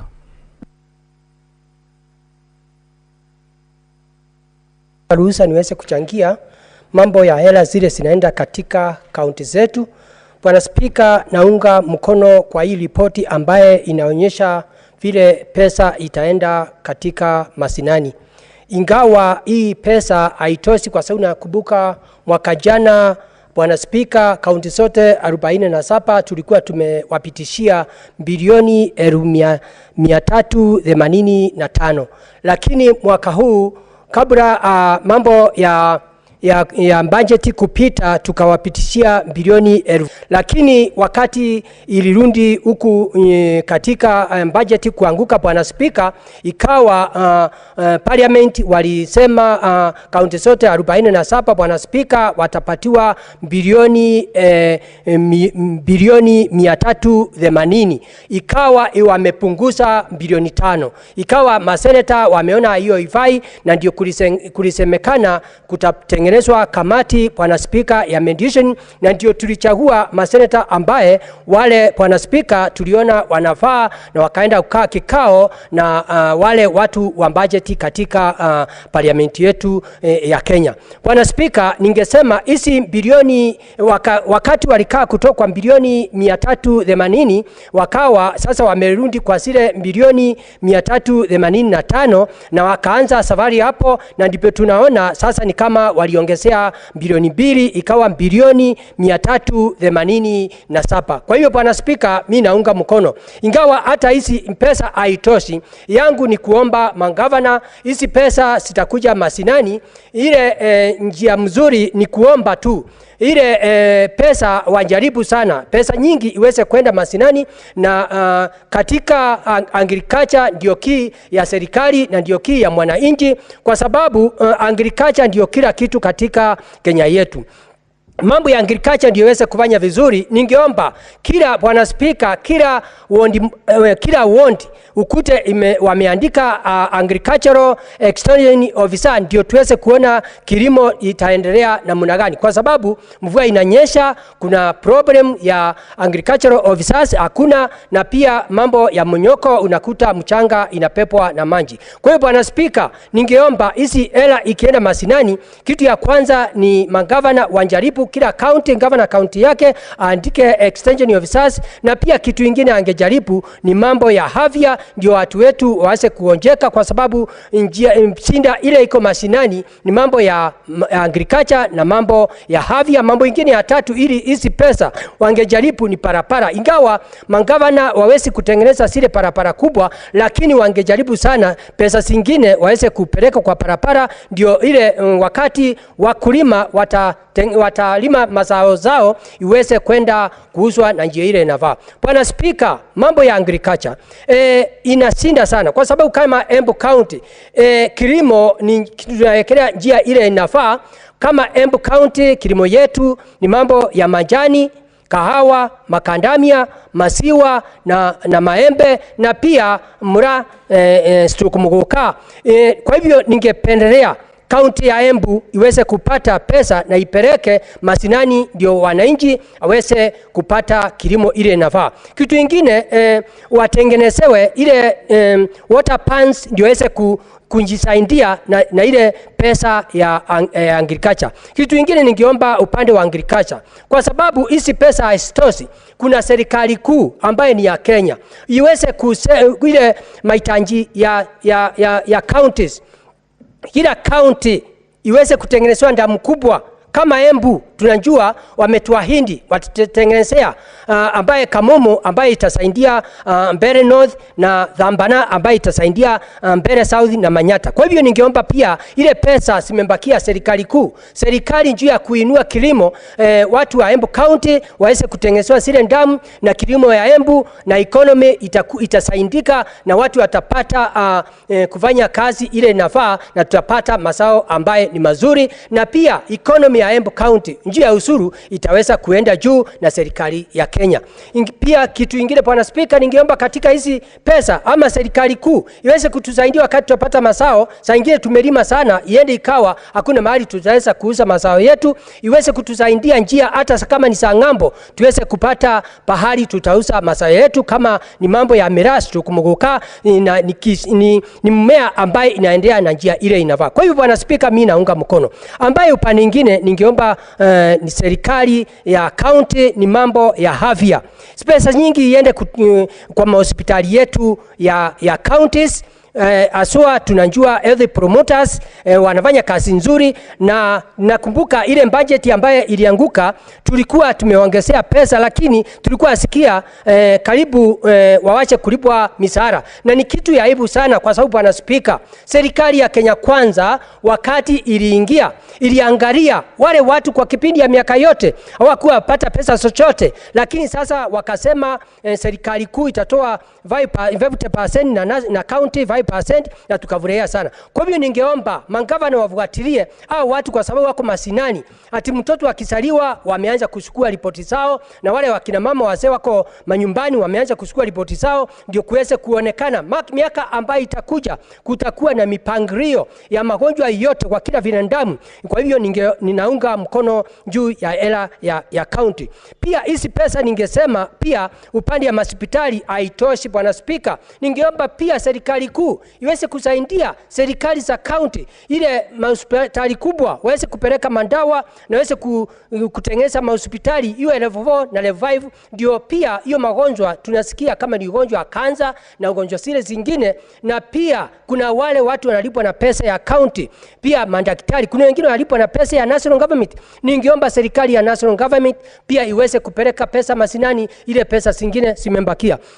Kwa hiyo Bwana Spika, kitu kingine ingeweza kusaidia county zetu ni kila county kuna ile pesa ambayo imekuja kutoka nchi za ng'ambo ya kusaidia mambo ya kupanda upandaji wa miti juu ya climate change. Pia county government na national government waungane pamoja ndio tuweze kupanda miti, ndio ndamu zile tutatengeneza iwache kukauka, ndio unakuta tunaendelea kupata mvua, ndio mazao yetu iweze kuendelea juu, ndio tuweze kutengeneza economy yetu. Na tukiendelea hivyo Bwana Spika, nchi ya Kenya upande ya kilimo na upande wa afya na upande wa parapara tutaweza kuwa tunainua kilimo yetu. Bwana Spika, ile kitu ningekosoa ni kusema wale watu wanapinga hii mjadala, nataka niwafahamishe, sio kumaanisha ati kama mimi sijui mambo ya Kiingereza ama Kiswahili. Bwana Spika, ile kitu nataka kusema ninafahamu vizuri hii mjadala inaongea mambo ya era ya county, na kuna mahali president ameingia kwa hii mambo ya era ya county ya national government. Ile kitu nasema nilikuwa na maanisha ni ati senator wetu ndio alikuwa na msemo na kukaa na kipindi ya MPs ndio waweze kupitisha. President anja kataa kupitisha ela zile tunapitisha, kwa sababu sisi tumepatiwa kazi na mwananchi tuweze kutetea devolution, na pia ikitoka hapa house iweze kwenda kwa parliament. Na parliament imekuwa na shida nyingi sana na magavana, kwa sababu unakuta wanapata ela nyingi kuliko zile tunapatia county. Unakuta constituency moja Bwana Speaker inapata milioni 150 kwa parliament kwa MP moja. Pia hapo wamejiongezea pesa ya parapara wakajipatia milioni 60. Hapo hawa MP pia wakajipatia milioni 30 ya kutengeneza stima. Kwa hivyo sinda ya hizi pesa ya devolution sio makosa ya president, ni makosa ya MP. Kwa hivyo nataka kukosoa wale watu wanapinga hii mjadala, ni tukae chini, kwa sababu Biblia inasema watu wawili waweze kutembea bila kuelewana. Ni sisi tuelewanwe, na pia wakati ule mwingine tukae chini tuelewanwe na parliament ndio tuweze kupatia watu mashinani era ya kutosha juu ya economy ya counties. Ya mwisho Bwana Speaker, ile ningeomba counties na governors, tafadhali kuna ile hela ambaye kule katika mashinani, kwa sababu tumeona hizi hela haitoshi kwa sababu ya kitu inaitwa pending bill na wage bill ambaye iliwachwa na ile magavana walikuwako. Ningeomba ile hela mnaokota huko mashinani muweze kuongezea, ndio ukute mnapata ile pesa. Bwana Speaker, itasaidia kuongezea hii pesa tumempatia, kwa sababu kama county ya Embu County Government ninginafurahia sana na ile governor ambaye ako huko sahi. Embu County ilikuwa imepangiwa kuokota milioni 900, lakini ule governor alikuwa kwa zamani alikuwa naokota milioni 350. Bwana Speaker, saa hii ule governor aliyoko saa hii ile kitu inafanya ni muunga mkono, amefikisha milioni 750, na hizo pesa ndio magavana wanakula huko kwa njia ya misosoro. Kwa hivyo naomba governor wa Embu County, umefanya kazi nzuri, lakini haujafikisha ile pesa. Inafaa kutoka milioni 750 ufikishe angalau bilioni 1 iweze kuongezea ile pesa ambaye itatoka katika huku mambo ya Senate. Kwa hivyo ningeomba uweze kujifunza na kaunti zile zingine, kwa sababu tumesikia kaunti nyingi imeweza kutafuta njia ya kuta pesa ya usuru huko mashinani. Kwa hivyo nashukuru kaunti ya Embu County na wale wafanyikazi mnaokota ile pesa. Jameni, ile line zote zinaweza kuharibia sisi. Ningeomba kaunti ya Embu County muweze kufunga ndio tuweze kuona kama tutafika ile pahali inafaa. Bwana Speaker, unakuta kaunti zimekuwa na shinda hapa na pale upande wa hospitali. Ningeomba serikali iweze kuangalia. Nikimalizia Bwana Speaker, mambo ya treasury iko na shinda. Waziri ambaye wa fedha, ningeomba muweze kukumbaliana na counties vile kila mwezi, kama serikali ya Kenya Kwanza wakati iliingia, rais wetu alisema kila mwezi mpaka county iwe ikipata pesa. Bwana Speaker, na saa hii juzi tumesikia kama ni miezi 2 miezi 3 county haijapata pesa. Kwa hiyo naomba waziri wa fedha na pia na wale watu wafanya kwa fedha, muweze kupatia county zetu kila mwezi pesa ndio tuweze devolution iweze kuwa masinani, na tuweze kuona vile serikali ya Kenya Kwanza inafanya, kwa sababu inasema ni pesa mkononi. Kwa hiyo Bwana Speaker, mimi nikiwa senator wa Embu County naunga mkono, na mimi ni Daktari Alexander Munyi Mundigi. Asante Bwana Speaker. Senator Samson Cherargei.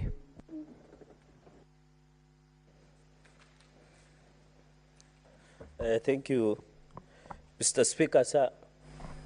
Thank you, Mr. Speaker, sir, for this opportunity to make a few comments on the report of mediated version of the Senate and the National Assembly. From the onset, Mr. Speaker, I need to say that I'm disappointed by the outcome of the process. It looks like, Mr. Speaker, we did succumb to the whims and wishes of the National Assembly on this discussion. Mr. Speaker, while East counties continue to struggle with challenges of corruption, underdevelopment, poor performance, it is not justifiable to deny them resources. Mr. Speaker, when we propose 400 billion, his colleagues went us bashing us in funerals and baby showers and bridal showers. Mr. Speaker, to preside over where counties have not received adequate resourcing. The reasoning we proposed 400 billion was not out of nowhere, Mr. Speaker. 400 billion was enough for counties. The fact that we are cutting it to 387 billion, Mr. Speaker, is quite unfortunate. Many people would want to say additional of 3 billion or 7 billion because in the last session it was 385 billion. Mr. Speaker, I feel disappointed that the only way we can remove the hit on the development of this country from national government is to resource counties to be able to do their functions as per the Constitution, Mr. Speaker. So this 387 billion, Mr. Speaker, is not sufficient to counties. But I want to appeal, Mr. Speaker, even on this issue of equalization fund of 8 billion, we are yet to release as per Article 204. The money has yet to be released, Mr. Speaker. You have heard we have been push and pull here, Mr. Speaker.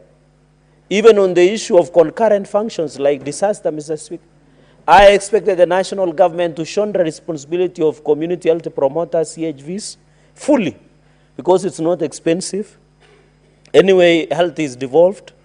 I expected county national government to shoulder the issue of industrial parks, where 250 million by county and 250 million by national government, because these are concurrent functions.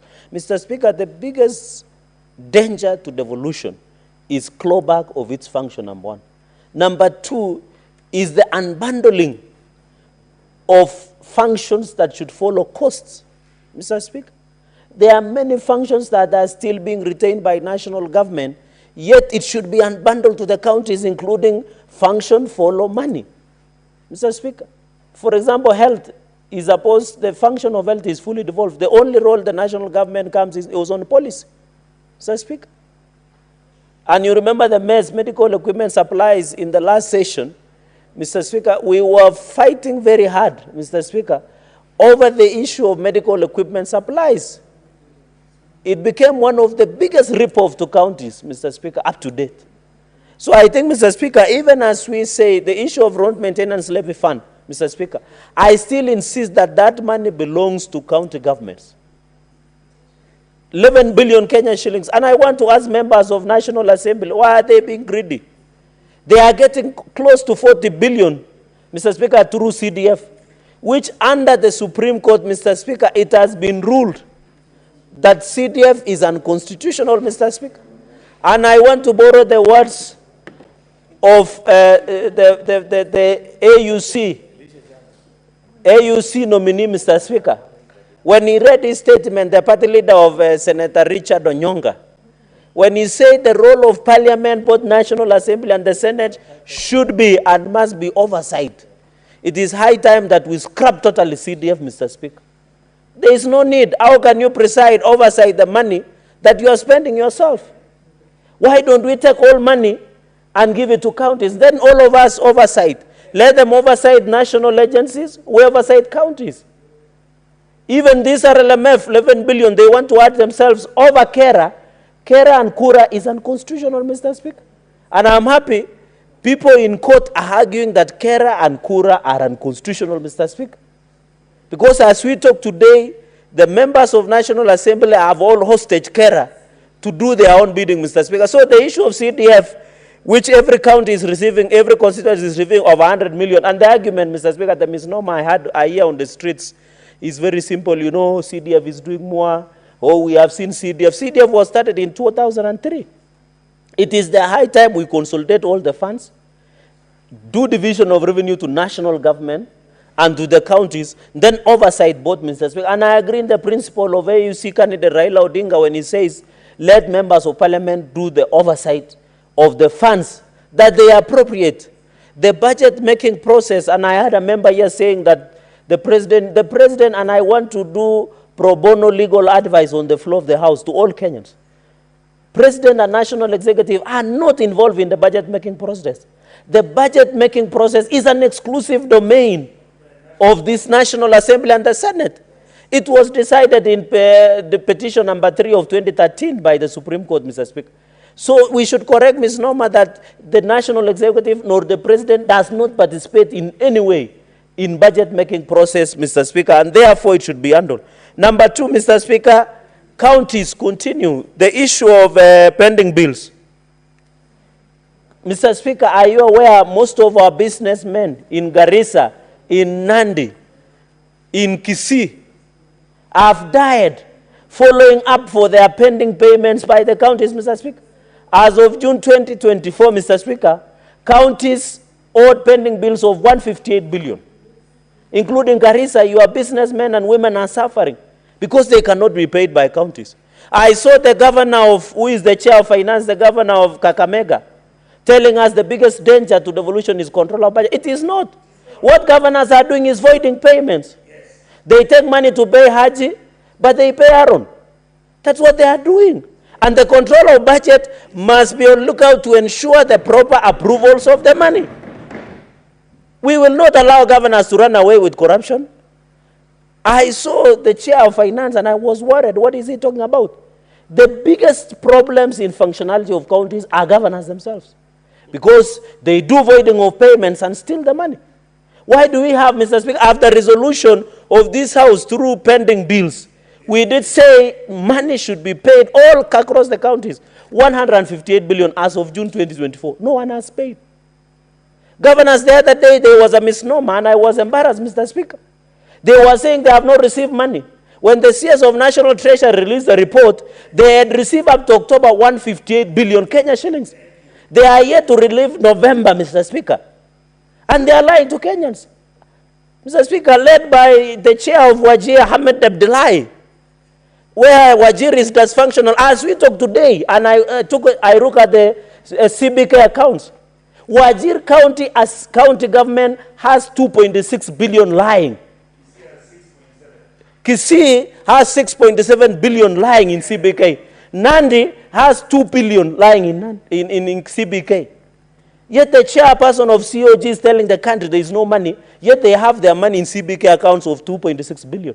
Yet people of Wajir cannot arrest drugs, cannot access roads. Even in Nandi, Mr. Speaker, we have 2 billion. Yet the governor is basically lamenting and perambulating and talking in funerals and giving out handouts and buying djembe sticks and buying machetes, Mr. Speaker. As if we are giving them money to prepare for war, Mr. Speaker. It is very unfortunate, and I feel embarrassed, and I want to tell Inspector General of Police, Douglas Kanja, some of us in Nandi no longer believe in functionality of security. Somebody was arrested when we went to occupy Nandi County Assembly on the ad hoc report, where Governor Sang cannot account for more than 10 billion Kenya shillings worth of projects. Someone senior within Nandi County Executive was arrested with machetes and djembes. The only thing that the police did in Nandi is to give him lavidavis. As we talk today, one young man was attacked by the name de Gitaro in Nandi Hills town. The person who attacked is a governor's goon. He is here to be arrested today.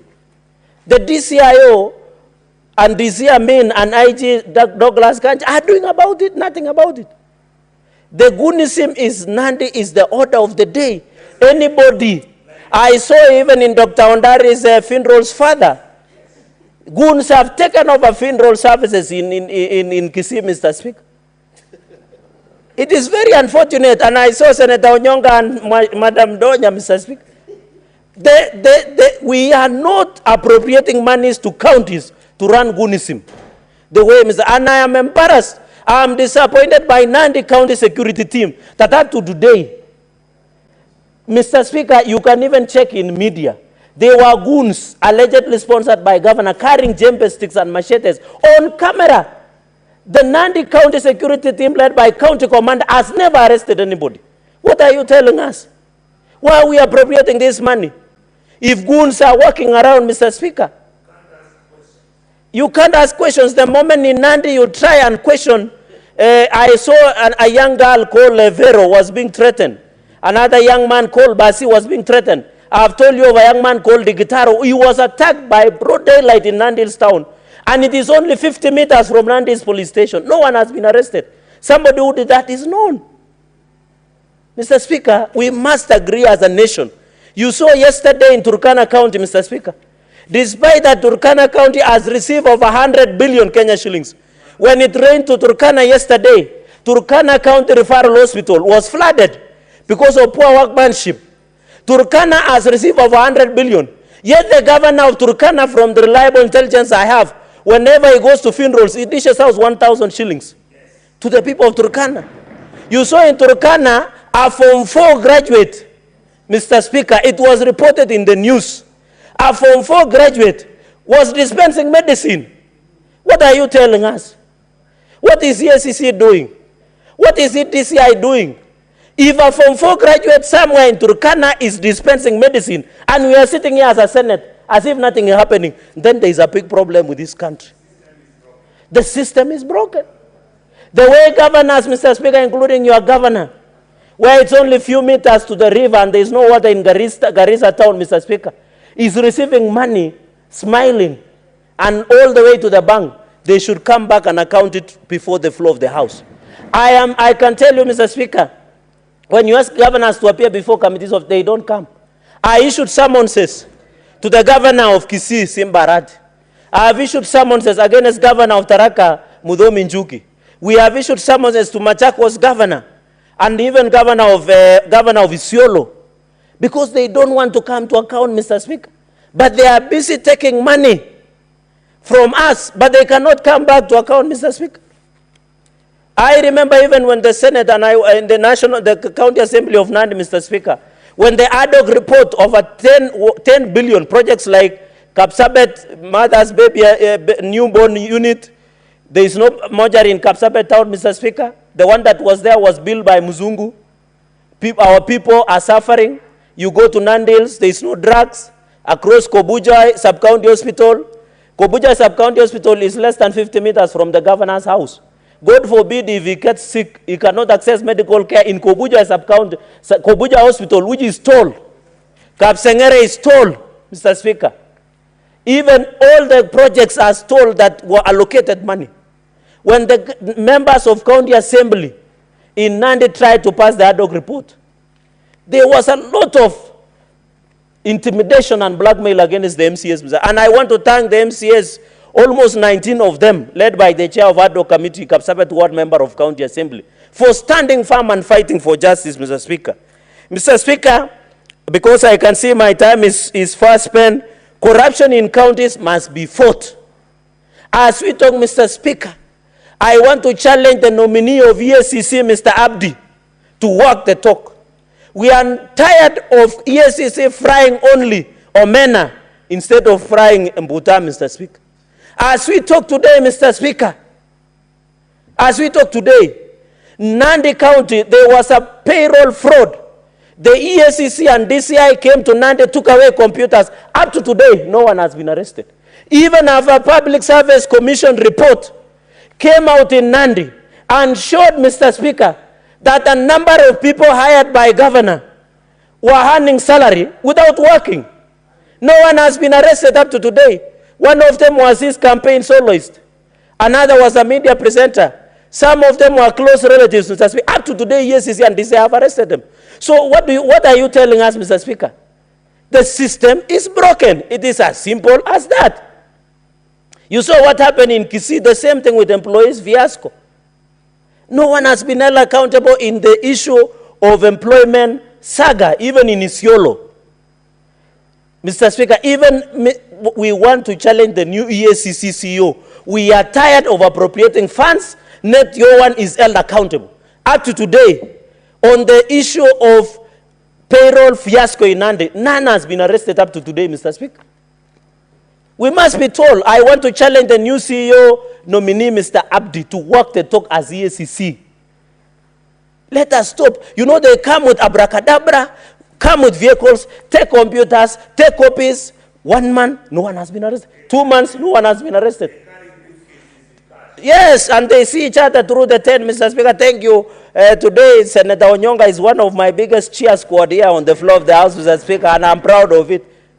Mr. Speaker, that is very unfortunate that we give money to EACC and DCI from taxpayers to fight corruption, but there is nothing to smile on about. As a reggae song says, when you look outside the window, do you see anything to smile about? Our counties are becoming bastions of inefficiency, moribundancy, corruption, Mr. Speaker, as we talk today. Even finally on Earth resource, Mr. Speaker, Nairobi, under CRA, have potential of 67 billion, but they are collecting 12 billion. Where is 50 billion? Nandi has revenue potential of 700 million. They are collecting 200 million. Where is it, Mr. Speaker? And I see governors celebrating, but they are not telling the country in their own source revenue. Today, give value. Governors will take about equitable shareable revenue being appropriated, but they'll never tell you about their own source revenue. Where border stickers in Chepterit, in Aldai, in Chemase, Mr. Speaker, are paying for border stick. In Mosoriot, in Kaptumo, in Kobucha, in Chepterwe, in Maraba, Mr. Speaker, in Nandils, my women, Mamamboga, even in Kapsabet town, they have a dysfunctional town market where there is no sanitary, including toilets. Those women sit from morning to evening. There is no toilets, Mr. Speaker, to use. But they are paying money to counties. Those border, it's raining in Nandi now. The roads are impassable. Border have been forced to construct shades of grass, Mr. Speaker, to protect themselves from the sun or the rain. Yet that own source revenue, governors will not tell you about. If you ask the COG chair, which is an exclusive Ahmed Abdullahi, they will never tell you about own source revenue. They will tell you about money in treasury. They will never tell you what they are doing under CRA revenue potential, Mr. Speaker. So I want to challenge, Mr. Speaker, that on own source revenue, we must agree that the own source revenue should give value for our people going into the future, Mr. Speaker. We must ensure, and I am happy that as a Senate, we must have a conversation. I want to challenge, just 30 seconds, Mr. Speaker. I want to challenge that we need to work towards it. Mr. Speaker, I oppose this report. I thank you. Thank you, Senator Veronica Ndwati. Thank you, Honorable Speaker, for the indulgence to allow me to share my views. First of all, Mr. Speaker, allow me to congratulate the mediation team that sat to consider the request and the proposal for the revision of the Division of Revenue Act 2024, which was initially assented to on 10th June 2024, but due to factors that led to the withdrawal of the Finance Bill 2024, it necessitated an amendment that was then introduced, and the two houses, Mr. Speaker, were not in agreement on the figures, and that called for the kicking in of the articles that enable a mediation to take place between the two houses. Let me first say, Mr. Speaker, that the trend that was set by this mediation committee was to the effect that the business being conducted both by National Assembly and then the Senate, Mr. Speaker, that both houses can come to a consensus, which then helps us to move important matters which have national consequence to a conclusion that then becomes a win-win situation for the citizens of Kenya. Honorable Speaker, one of the issues that the Senate felt very strongly, and because I was one of the members of the mediation team, was that reducing the county allocation to 380 billion would then have meant that it has been reduced less than what was given to the counties in the financial year 2023 to 2024, Mr. Speaker. And that then fostered a very robust conversation and a dialogue, almost close to a conflict between the two houses, Mr. Speaker, because Senate was of the view that we could not allow a reduction of that revenue below what was allocated last year or the last financial year, Mr. Speaker. So I want to say that it was due to a very good process which was respected by both houses, that members were able to agree that at least the funds that we support devolution should be improved to 387 billion. We are not saying this is the best figure that could have been allocated to the counties, Honorable Speaker, because our vision was to ensure that counties could have up to 400 billion, Mr. Speaker, but it was not possible because of the withdrawal of the Finance Bill 2024, which resulted to a shortfall in the projected revenue. And as a result, there was a shortfall of 346 billion, and counties were being pushed to take in a reduction of 20 billion, which we felt was too high because of the nature of services that are rendered by the county governments, Mr. Speaker. Let me from the onset state this. If counties were allocated 400 billion, or allocated 380 billion, or 390 billion, or 360 billion, Honorable Speaker, and yet we have so much wasted in the same counties, Mr. Speaker, even the 380 or the 400 will still not become useful to the Kenyans, to the citizens of this nation. That is why, Mr. Speaker, my first take on this mediated version of the bill, which I believe should now not face any opposition in both houses, is that, Honorable Speaker, it is time we face one another as citizens, as leaders, and agreed that it is time to curb wastage, to reduce on cost of how we do business, how we conduct business, and it is time we change the culture of our government offices, government officials, county offices, county officials, and let's say public service, Mr. Speaker. Because, Mr. Speaker, if we were to reduce corruption even by 40%, it would unlock so much potential in this nation, Honorable Speaker. We would be finding world-class hospitals in all our counties, Honorable Speaker. So my first take is, even with the resources that have been allocated to the counties, we need to see much more service being rendered to wananchi, and not just service, but, Honorable Speaker, very quality service. Mr. Speaker, we have seen a situation where the county governments, on very many occasions, we look up to the national government for allocation of more resources, Honorable Speaker. But sometimes when you visit the counties or you listen to the reports that are coming to PEAK or PAC committees, Honorable Speaker, you wonder whether those counties are within the Republic of Kenya. You know, this house is known for supporting devolution and encouraging that more resources must be devolved to go to wananchi, Honorable Speaker. But what has been happening is the wanton abuse and misuse of public resources now has to stop, Honorable Speaker. And there is also that question of own source revenue.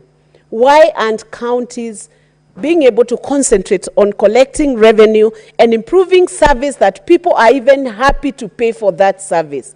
Honorable Speaker, if you listen to many Kenyans, any provider who gives quality service is always assured of a clientele, Honorable Speaker. But the challenge we are having right now, unless we curb the wastage, even if 500 billion is allocated to the counties, it will still not be useful to Wananchi. Honorable Speaker, I support this report, and I would urge even the likes of Senator Cherargei, because this is a mediated version and all factors were considered, that all our members should support this report so that we unlock these resources for the counties, because we cannot go to Christmas, we cannot go to recess, we cannot go on holiday before we pass this mediated bill, Honorable Speaker, and agree that resources must be devolved to the county and disbursed to the counties. Thank you, Honorable Speaker. Senator Esther Okenyuri.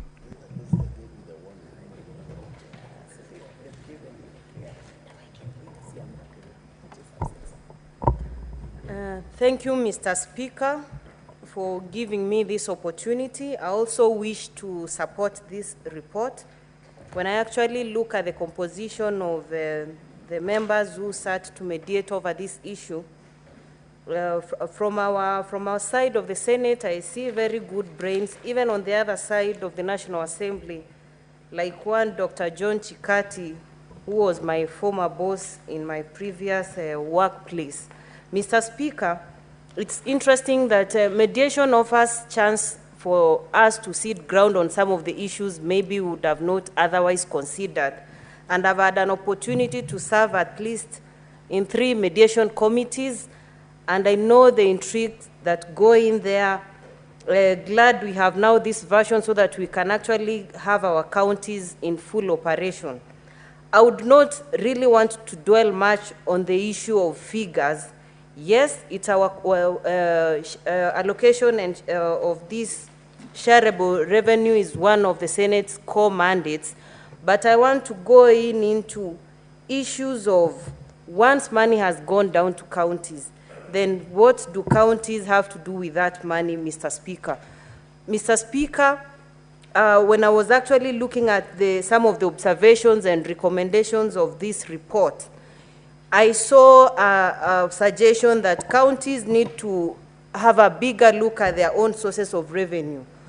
Mr. Speaker, their own sources of revenue currently are way low what is expected. For instance, if I give you an example, if you go to a place like Kajiado, a case in Point Rongai, if you meet county officials, they'll charge you for a service and put that money in their pocket. You do not see any kind of accountability in that case. That is money lost. Mr. Speaker, the 47 county governments need to prioritize, especially giving training to their officials who are on the revenue collection sector. The Commission for Revenue Allocation has given guidelines on how they need to go about that. This is a very progressive way of curbing losses, especially in revenue collection. Training also needs to happen on the management, on policy makers who are in that sector, Mr. Speaker, because we need to generally engage all sectors so that we are not facing hostility when we are encouraging collection of more revenue, that is in form of taxes. When you actually encourage all stakeholders in that particular county, you are less likely to face resistance. I saw my colleague Senator Cherargei very angry at the county chiefs and the corruption going in there. I need him to be more angrier and call out corruption in all quarters, not just county government. Because, Mr. Speaker, yes, when you actually look at the way spending is done at county government, then you really conclude the kind of spending that happens is not meant to help normal citizens, but more of the political class. Because when you actually go and see some of the payments that are being done, you see there is budgeting for maybe a leadership training that was undertaken in Dubai, people going to study about poverty alleviation in another country. Do you need to go to another country to study how they are alleviating poverty? We have our own case in Kenya. Those are situations that surround us on a daily basis, Mr. Speaker. And when you even look at most of the indexes we are looking at, especially in subdividing this money, one which is most critical, the health index. Mr. Speaker, most of these county governments are less prioritizing this sector. But as a parliament, we have passed so many laws that need to support the health sector to work very well. The other time we passed a facility improvement fund legislation. There was also legislation that was enabling even the surrounding persons to enable they have a committee of their own in their local dispensary that provides oversight, Mr. Speaker. So citizens also need to know they are equal partakers of what is currently happening, Mr. Speaker. In as much as we are calling out the political class, the citizens also need to know the political class we have right now are a representation of who they are. Because if citizens want change, Mr. Speaker, we need to start by carefully looking at the kind of leaders we elect, Mr. Speaker. And that's why I was very excited, because I believe an informed citizenry is a citizenry that is able to make right decisions for themselves and for what they want in terms of leadership, Mr. Speaker. The other issue I actually want to major on is agriculture, Mr. Speaker. Now that we have the rains, there are several initiatives that have been given by government, especially when we come to the subsidized fertilizer that has been given. These are opportunities we need to take advantage of, especially from the farmers. I know the Kenya National Seeds Company has been doing piloting in certain counties, and there are counties which have made a milestone and gone ahead to have collaboration with the Kenya Seed Company to promote their farmers. I would love to encourage more other county chiefs to borrow this and implement in their own counties. It's one way of making citizens self-reliant, because Kenyans have the energy to go to their farms and till land, make money for themselves, and also contribute to the national economy, Mr. Speaker.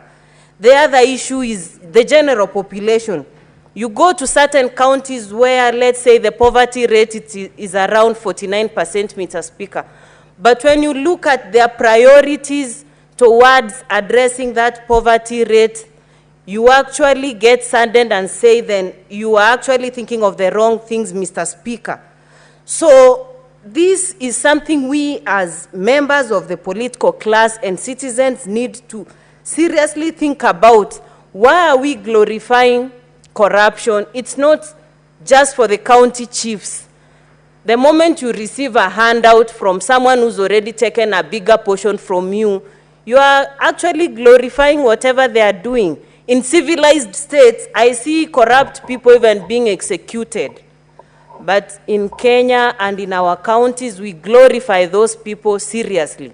And any attempt to speak negatively about such actions would make you very unpopular.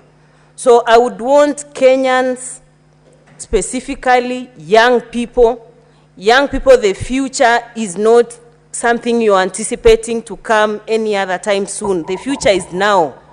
Young people who comprise majority of the numbers in this country, the women who are most affected when tragedy strikes, the children who will struggle daily to secure their future.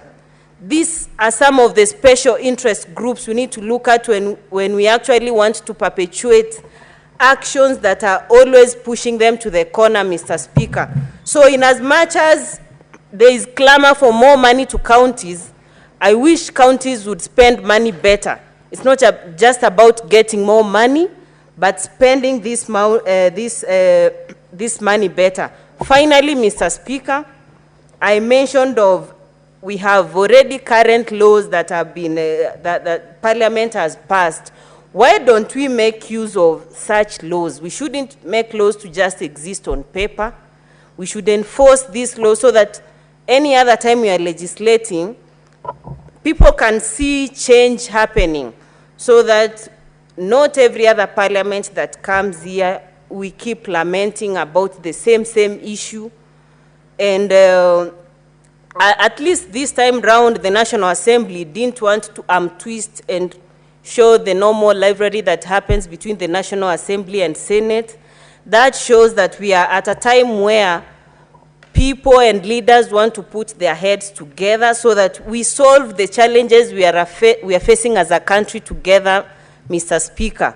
So with those remarks, I wish to support my colleagues who sat and actually crafted this, and I wish that this passes so that counties can get resources to continue with their activities, but I want to warn the county chiefs against wasting such money, because when you waste such money, you're putting the lives of so many other people at risk. So many people who are not accessing affordable health care. And so many years after we actually passed the 2010 Constitution, so that we have this devolved government to have services closer to the people. We didn't want to have corruption affecting people more at that local level, Mr. Speaker. So I want to support this report. Thank you, Mr. Speaker. Senator William Kisang. Thank you, Honorable Speaker. Honorable Speaker, I also rise to support this mediated version of the Division of Revenue Bill, Honorable Speaker.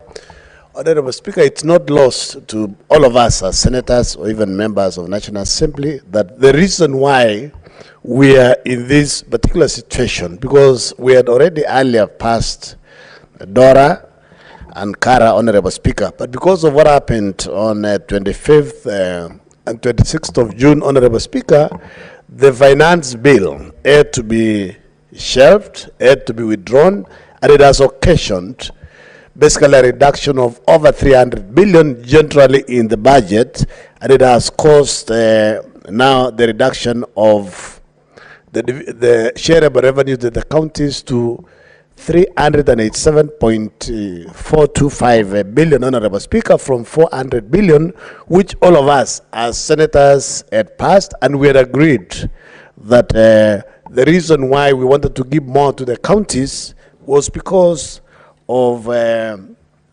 several reasons. One of the reasons, Honorable Speaker, is because of the housing levy.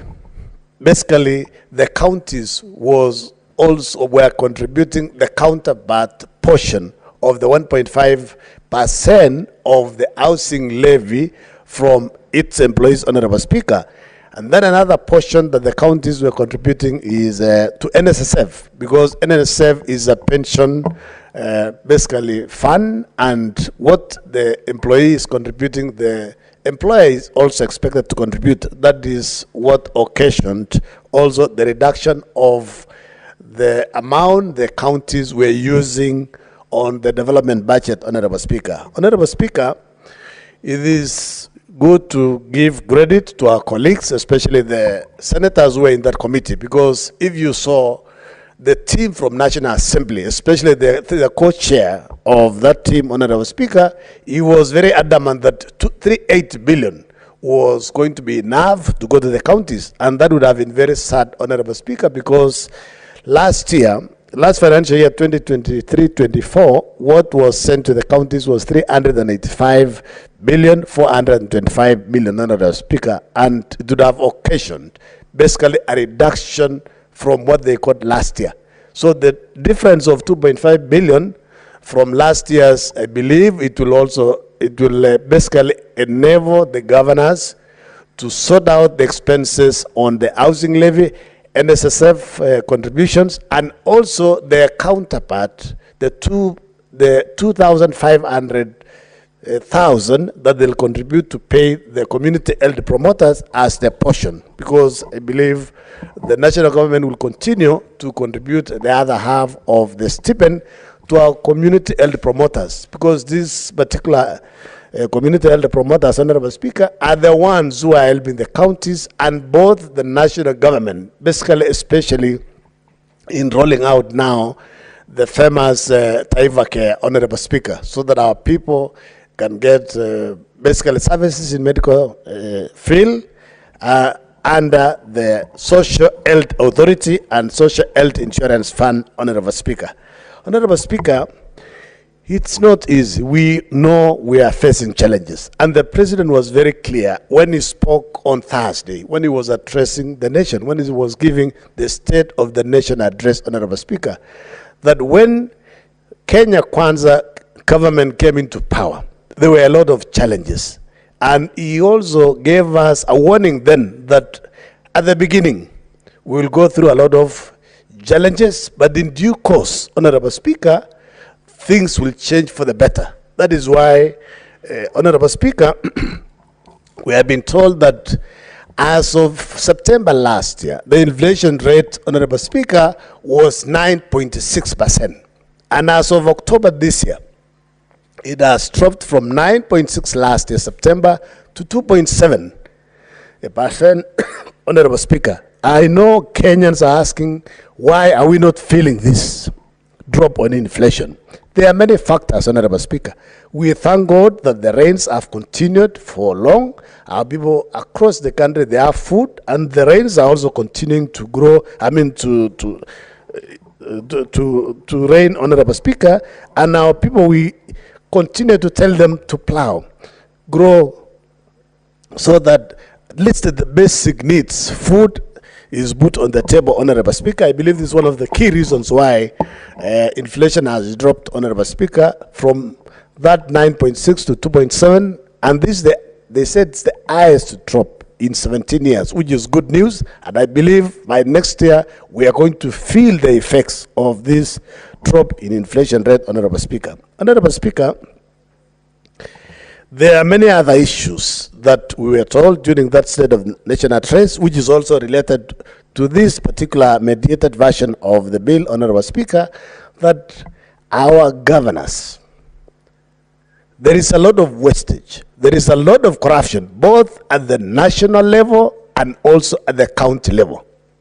And we want to warn the governors, and especially EACC, we expect the big fish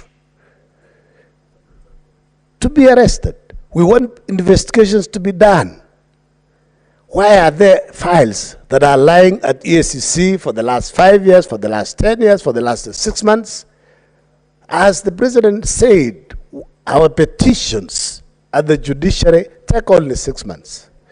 Why are we not able to prosecute corruption cases within the same time? Why is EACC not able to investigate within a short time, take the file to DPP and the Director of Public Prosecution, take people to court and let them set an example? As my colleagues have said, when you go to China, if you are found as corrupt, basically you're executed. So I think maybe we need to review our constitution again and see if this can be brought back, Honorable Speaker. So that, because if the resources that we are sending to the counties and also what remains at the national government are used well, are used prudently, basically we should not be borrowing. We should not borrow.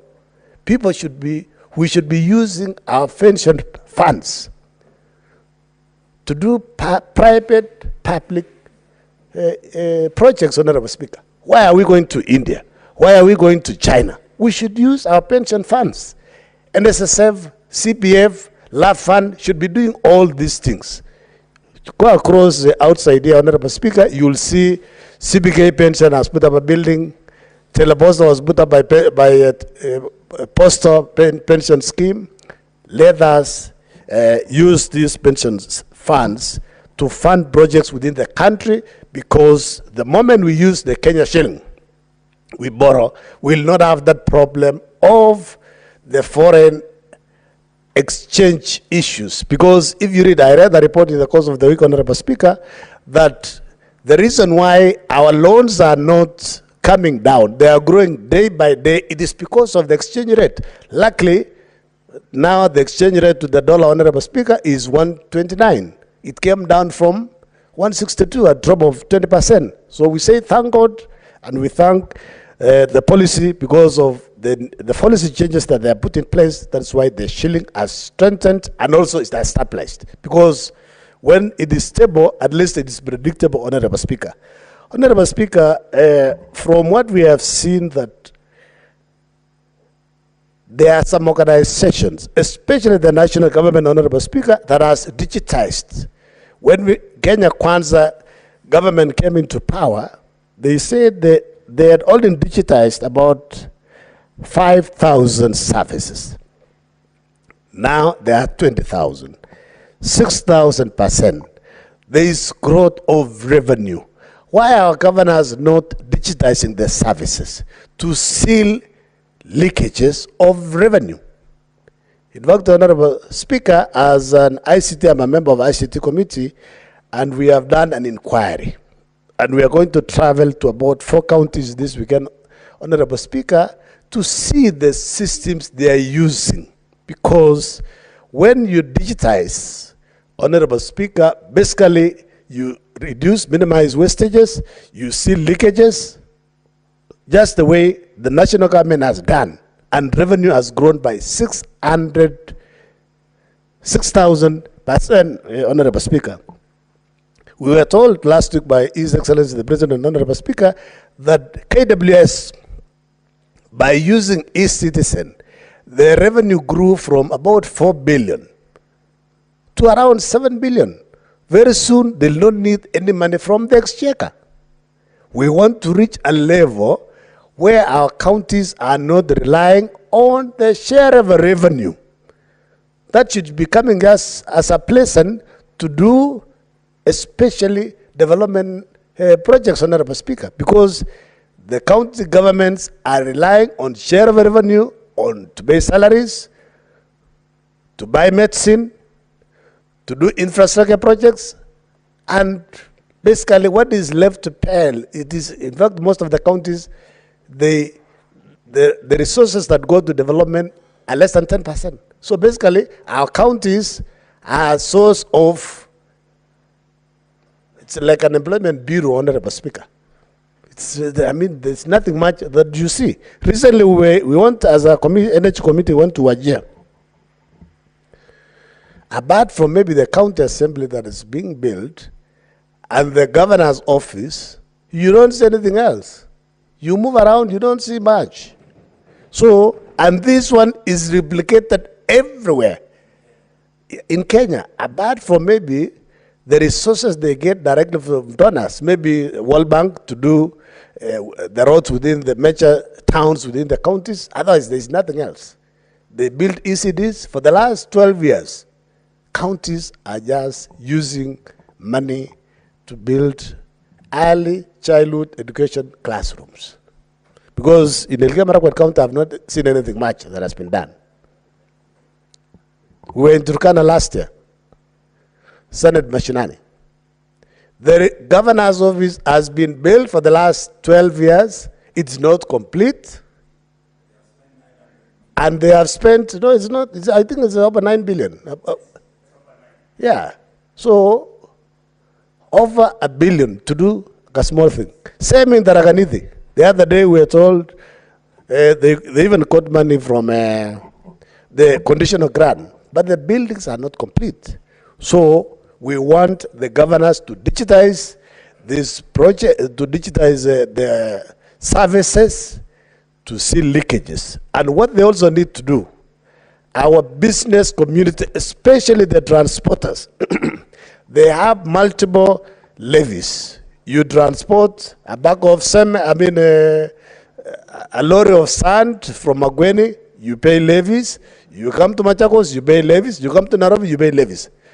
So, Honorable Speaker, basically we are saying our governors need to digitize. They need to use the resources well, Honorable Speaker, so that our people can benefit properly, Honorable Speaker. Honorable Speaker, I believe what we need to do then is to increase our oversight role. We need to visit the counties. We partner with the MCS so that we ensure the governors, the executives of the counties do proper implementation of projects, and they put in enough resources to complete a project within either 1 or 2 financial years, so that projects don't continue. A new governor comes, he shelves a project that was started by the predecessor, and basically, eventually, we don't benefit. Honorable Speaker, finally, on road maintenance levy, Honorable Speaker, I agree with the governors. I know they have gone to court. This is money that we should not give to members of National Assembly. The business of National Assembly is the same as senators, to do legislation, oversight, and representation. And anything that touches development should be done by the national executive or the county executive, Honorable Speaker. So the RLMF funds should be given directly to the governors, Honorable Speaker. Honorable Speaker, with those few remarks, I support and ask colleagues, please let us support so that by the time we go for our long recess, the governors can access more resources and the controller budget, please expedite and release resources to the counties by approving. Thank you, Honorable Speaker. Thank you. Senator Richard Onyonka, I would like to give you to contribute on this matter, but Senator Mariam has been here waiting the whole morning. So if we can agree, I give Senator Mariam 10 minutes and you finish with the rest of the time. Senator Mariam, please 10 minutes. Thank you, Mr. Speaker, for giving me this opportunity. Mr. Speaker, I stand to support this amendment, this mediation amendment of division of revenue. Mr. Speaker, first of all, I acknowledge and thank the members of the committees led by the co-chair, that is my party leader, UDM, none other than Captain Ali Roba, for his leadership to come up with this bill. Mr. Speaker, sharing of county, this division revenue bill is only 15%. 85% is under national government. Mr. Speaker, this 15%, it normally goes to the county, and out of that 15%, it's supposed to be 30% for development and 70% for revenue, for recurrent expenditure. Mr. Speaker, but what's going on now, it's totally different. 50% counties are using for 50% they are using, no, 80% they are using for recurrent. Now, instead of 30%, they're using 15% for development. That means our development is minimum. Mr. Speaker, since withdrawal of this finance bill, that is 2024, there is a shortfall. So indeed, the governor also supposed to streamline their expenditure. That's why the 400 million, they have reduced to 385. That shows that the county government also to be straightforward on prioritizing how to do their projects.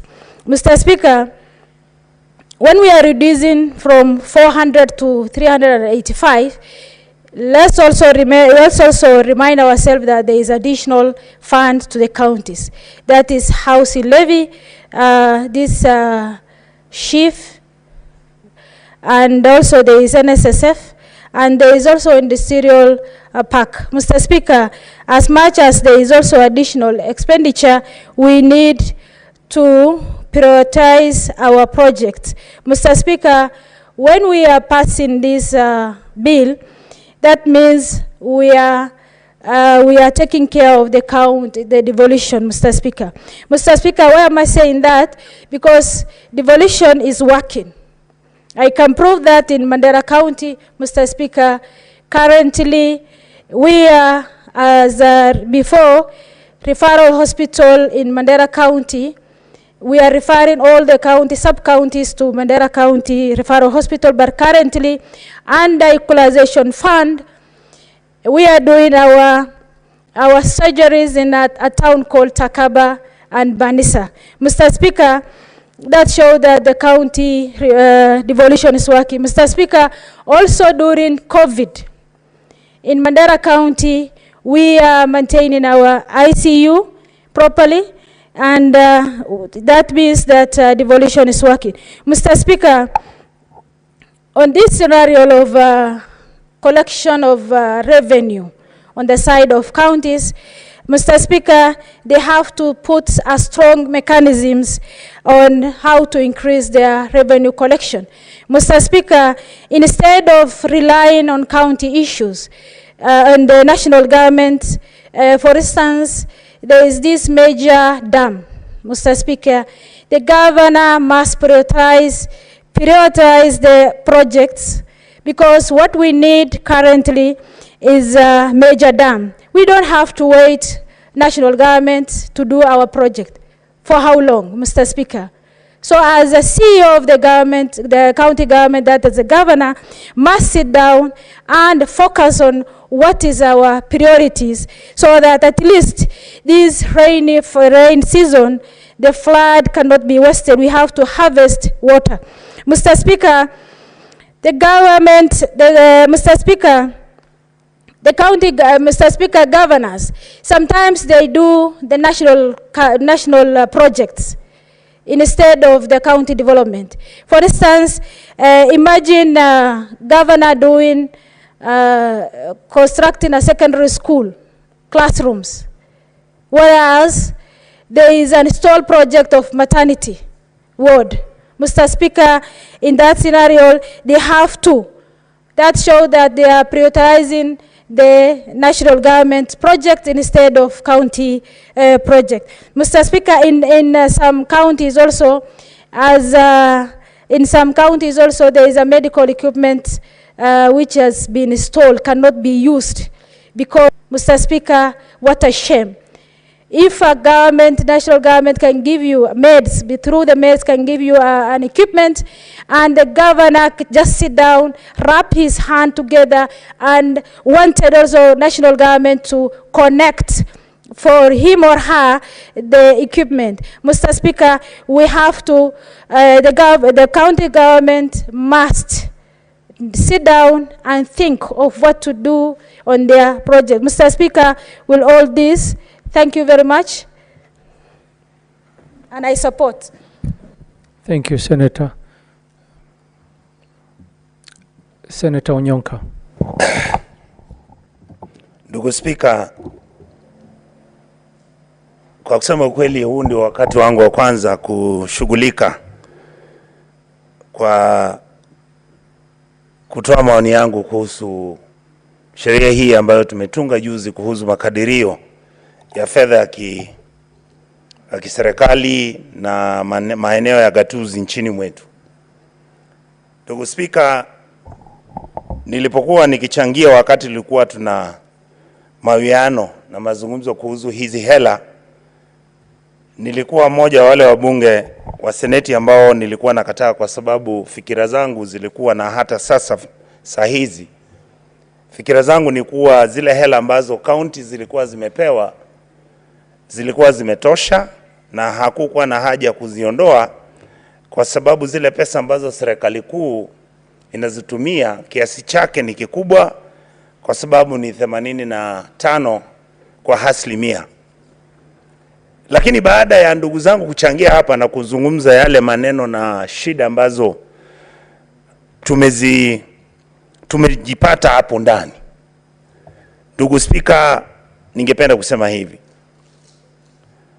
Jambo la kwanza ningependa kumuuliza Mheshimiwa Rais wa nchi ya Kenya, tafadhali hakikisha ugatue zile kazi ambazo magatuzi ya kaunti zetu zote zinatakiwa kufanya na hela zao kwa mwaka ujao. Kwa sababu sasa tumefanya oversight yetu kama Nyapara, tumeangalia vitabu zote kwa makaunti yote 47, na sasa tumefika mwaka wa 2023-24, which mean kwa kizungu tunasema tuko current. Ndugu Spika, sababu ya hii ni kuwa maeneo gatuzi yetu ndiko umaskini mwingi huko. Maeneo gatuzi zetu ama makaunti vile tunaita, ndiko watu wengi wanaishi. Hapo ndiko tunahitaji mabarabara mingi, ndio tunahitaji maji, ndio tunahitaji ukulima, ndio tunahitaji madaktari kwa mashinani. Kwa hivyo ndugu Spika, ningependa kusema kuwa jambo la kwanza kama sisi kama seneti tunatakiwa kufanya ni kuhakikisha kuwa tumuulize rais kwa heshima ahakikishe kuwa agatue zile kazi ambazo county zinatakiwa kufanya na hela zake. Jambo la pili, ningependa kusema kuwa magavana wamekuwa wakisema kila wakati kuwa hawajapata pesa za serikali, kuwa hata mishahara ilikuwa haijaja. Ndugu Spika, tungependa kuambia ndugu zetu magavana kuwa Wakenya si wajinga sasa. Wakenya wanajua na wakati gani serikali inatoa hela. Hizo hela zinafika kwa maeneo ya magatuzi, makaunti zetu mashinani, na magavana wakipata hizo pesa wanatarajiwa kuzitumia vizuri, zifanye kazi. Ndugu Spika, kaunti yangu ya Kisii, nikizungumza saa hizi kwa CRF account, na gavana yangu amekuwa akiambia watu hamna pesa kutoka kwa serikali kuu, hatuna pesa kutoka serikali kuu. Shilingi bilioni 6.3 ziko kwa Central Bank. Hakuna pesa zinafanya. Wale ambao walikuwa makandarasi hawajalipwa, wafanyikazi wa kaunti wengine wanavutwa kazi, wengine wanaandikwa, kila kitu hakifanyiki, hakuna barabara. Saa hizi mvua imenyesha. Na ndugu Spika, ukiangalia zile shida ambazo ziko katika maeneo yote ya ugatuzi, na hili ndilo jambo ndugu yangu Cherargei alikuwa anasema, ukiwa na heshima unamwambia gavana wako, gavana, pesa mimi ndio nimeuliza, nimezichunga, zimekuja, ziko kwa account, tafadhali utumie hizi pesa usaidie watu wetu. Ndugu Spika, anakusetea guns. Jamaa wanakuja na panga, wengine wamebeba mabunduki. Huyo senator anataka kutujenganya ugavana wetu. Huyo senator ndio mwizi. Huyo senator. Ndugu Spika, ningependa kuambia magavana wetu, hatuna vita na wao. Wengine wetu hata tutaki kuwa magavana. Kazi yetu ni kuhakikisha zile hela ambazo kaunti kama yangu Kisii napata kila mwaka shilingi bilioni 15. Kwa miaka miwili Kisii imepata shilingi bilioni 30. Ukitoa ndugu Spika pesa za mishahara shilingi bilioni 6.5, bilioni 13 ndio zimeenda kwa mishahara. Shilingi bilioni zingine 16 ama 12 ndizo zimebakia, zinatakiwa ziwafanyie wananchi kazi. Hamna madawa kwa hospitali. Miradi iliyokuwa inatengenezwa ya maji haifanyiki. Pesa ambazo zinatoka kwa wale wahifadhi, donor support, zote Kisii County zimesimamishwa. Sababu gani? Kwa sababu zile conditionalities donors wanasema mzifanye hii, mzifanye vile, mmezoea hiyo wizi wenu. Gavana alipoingia huko akatoa wale walikuwa wanaweka signature, akaweka wake, hakujua sheria inasema hawezi kufanya hivyo.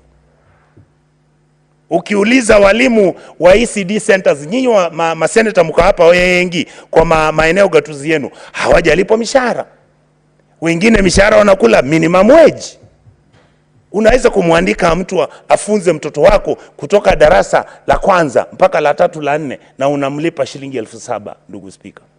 Na huyo ni mtu amesoma, hata wengine wameenda chuo kikuu.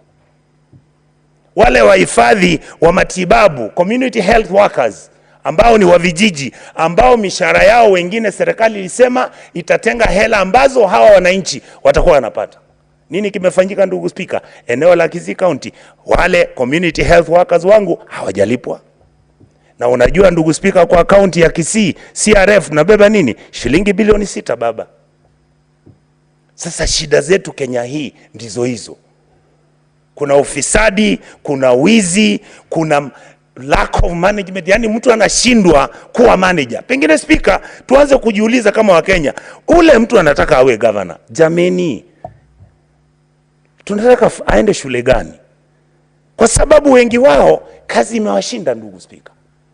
Wengi wao akija ni kuwavuta kazi ya ule gavana aliyekuwa mwanzo aliyemtangulia, awaondoe wale jamaa, kwa sababu hao watu hawako kwa ukoo wake.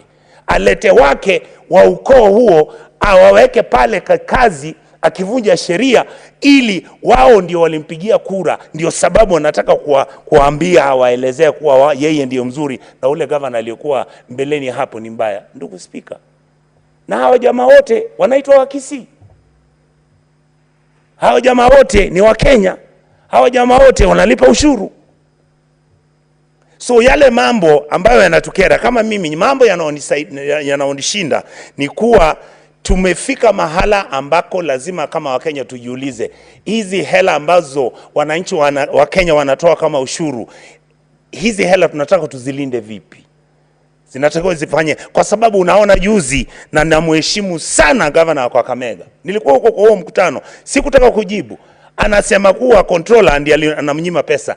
Tunajua kuna mahala ambako controller ndio amekataza magavana wengine wazitoe pesa, lakini vile ndugu yangu Chirarige alisema, ndugu yangu speaker, governor anaweza kuenda yale malipo, kwa sababu wakitoa CIDP zile pesa zinakuja zinaingia kwa IFMIS inatoa nini, controller of budget na Ministry of Finance wanafanya ile entry ambako wanasema hizi hela mmefanya budget, yule ambaye atalipwa kazi amefanya ni hii, recurrent ni hii na development na hii. Magavana wanafunga hawa jamaa wasilipwe, alafu wanaleta zile makampuni wanaotaka, wanaleta wale mabibi zao na wale watu wa jamii wao ambao wana kandarasi, ndio sasa wanawalipa, wanawacha wale waliokuwa wamefanya kazi miaka 3, miaka 4, miaka 5 iliyobaki.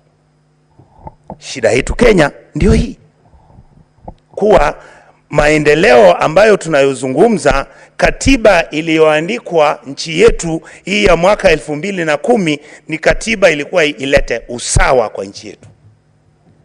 Ni katiba ambayo ilikuwa matarajio yake na uwezo wake ni kuwa tulikuwa tuna haja ya kuondoa ufisadi katika maendeleo ya Wakenya ili tujaribu kumaliza umaskini nchini kwetu. Yale ambayo yamepatikana sasa, ndugu speaker, serikali kuu inapora 85%, magavana washika 15 wanapora, wanamaliza hiyo. Alafu sasa ndio juzi, ndugu speaker, uliona tukisema enda hapa Kilimani utaona ni kina nani wana manyumba makubwa. Tembea mahali kokote, wa magavana wengine wanadhani wananchi ni wajinga. Hao wakiiba pesa hapo ndio wanajenga masupermarket na wananchi wanaona. Si ati ni vibaya kwa wananchi wajue ati ni wao wamejenga, lakini yale tunayosema, ndugu speaker, hatuwezi kuwa na huruma kwa watu wetu. Miaka 60 watu wetu hana maji ya kunywa. Vile tulienda kwa mheshimiwa Lomaken Turkana, boss, nchi county ambayo imechukua shilingi bilioni 112 baada ya miaka 10 haina maji ya kunywa mji kwa town, na maji ambayo yako chini kwa milima ya aqueduct ya Turkana Lake, hiyo nini mto unapita hapo kwenu unaitwa nini? Huu mto wa katikati Takwel, mji wa nini, mto wa Takwel. Maji yako hapo sijui ni trilioni 2 ya maji. Ile kitu natakikana ni maji kulimwa yapelekwa kwa mlima wananchi wapate maji. I say bwana speaker, bilioni 100 hamwezi tengeza maji. Kaunti yangu miaka 2 sasa, Kisii County wamepata shilingi bilioni 32 baada ya miaka 2. Na ukitembea mahala hamna. Stadium Kisii haijatengenezwa, mahospitali hakuna madawa hapo, kwa hiyo hospitali hakuna hakuna maji. Wale watu ambao wanakuja zamani na wengine hawa magavana wanasema ati on source revenue to increase, sasa nime increase yangu mpaka 75%, sasa mimi natengeneza 800. Hamna. Zile pesa wanaita on source revenue ni zile pesa wanavuja kutoka wapi? Kutoka kwa hospitali zile ndogo ndogo na hizi hospitali kubwa, kwa sababu wananchi hawana option.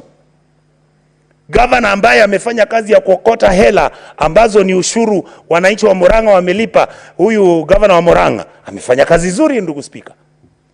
Ametumia teknolojia, anaenda anaokota hela kutoka kwa wale ambao wanajenga, wale ambao wana nyumba, wale ambao shilingi bilioni 1.5. Na sababu ni hii, wale ambao wako kwa komiti yake ya kimaendeleo ni wale vigogo wamefanya biashara kutoka mlima kule juu Murang'a. Waangalie mwenye Equity Bank, waangalie mwenye hawa jamaa wote. Asante ndugu speaker kwa kunipa hii fursa. Senator Onyonka, this debate shall resume in the afternoon. Thank you. You will have a remainder of 8 minutes. Thank you. Honorable Senators, it is now 1 p.m., time to adjourn the Senate. The Senate therefore stands adjourned until later today, Wednesday, 27th November 2024 at 2:30 p.m.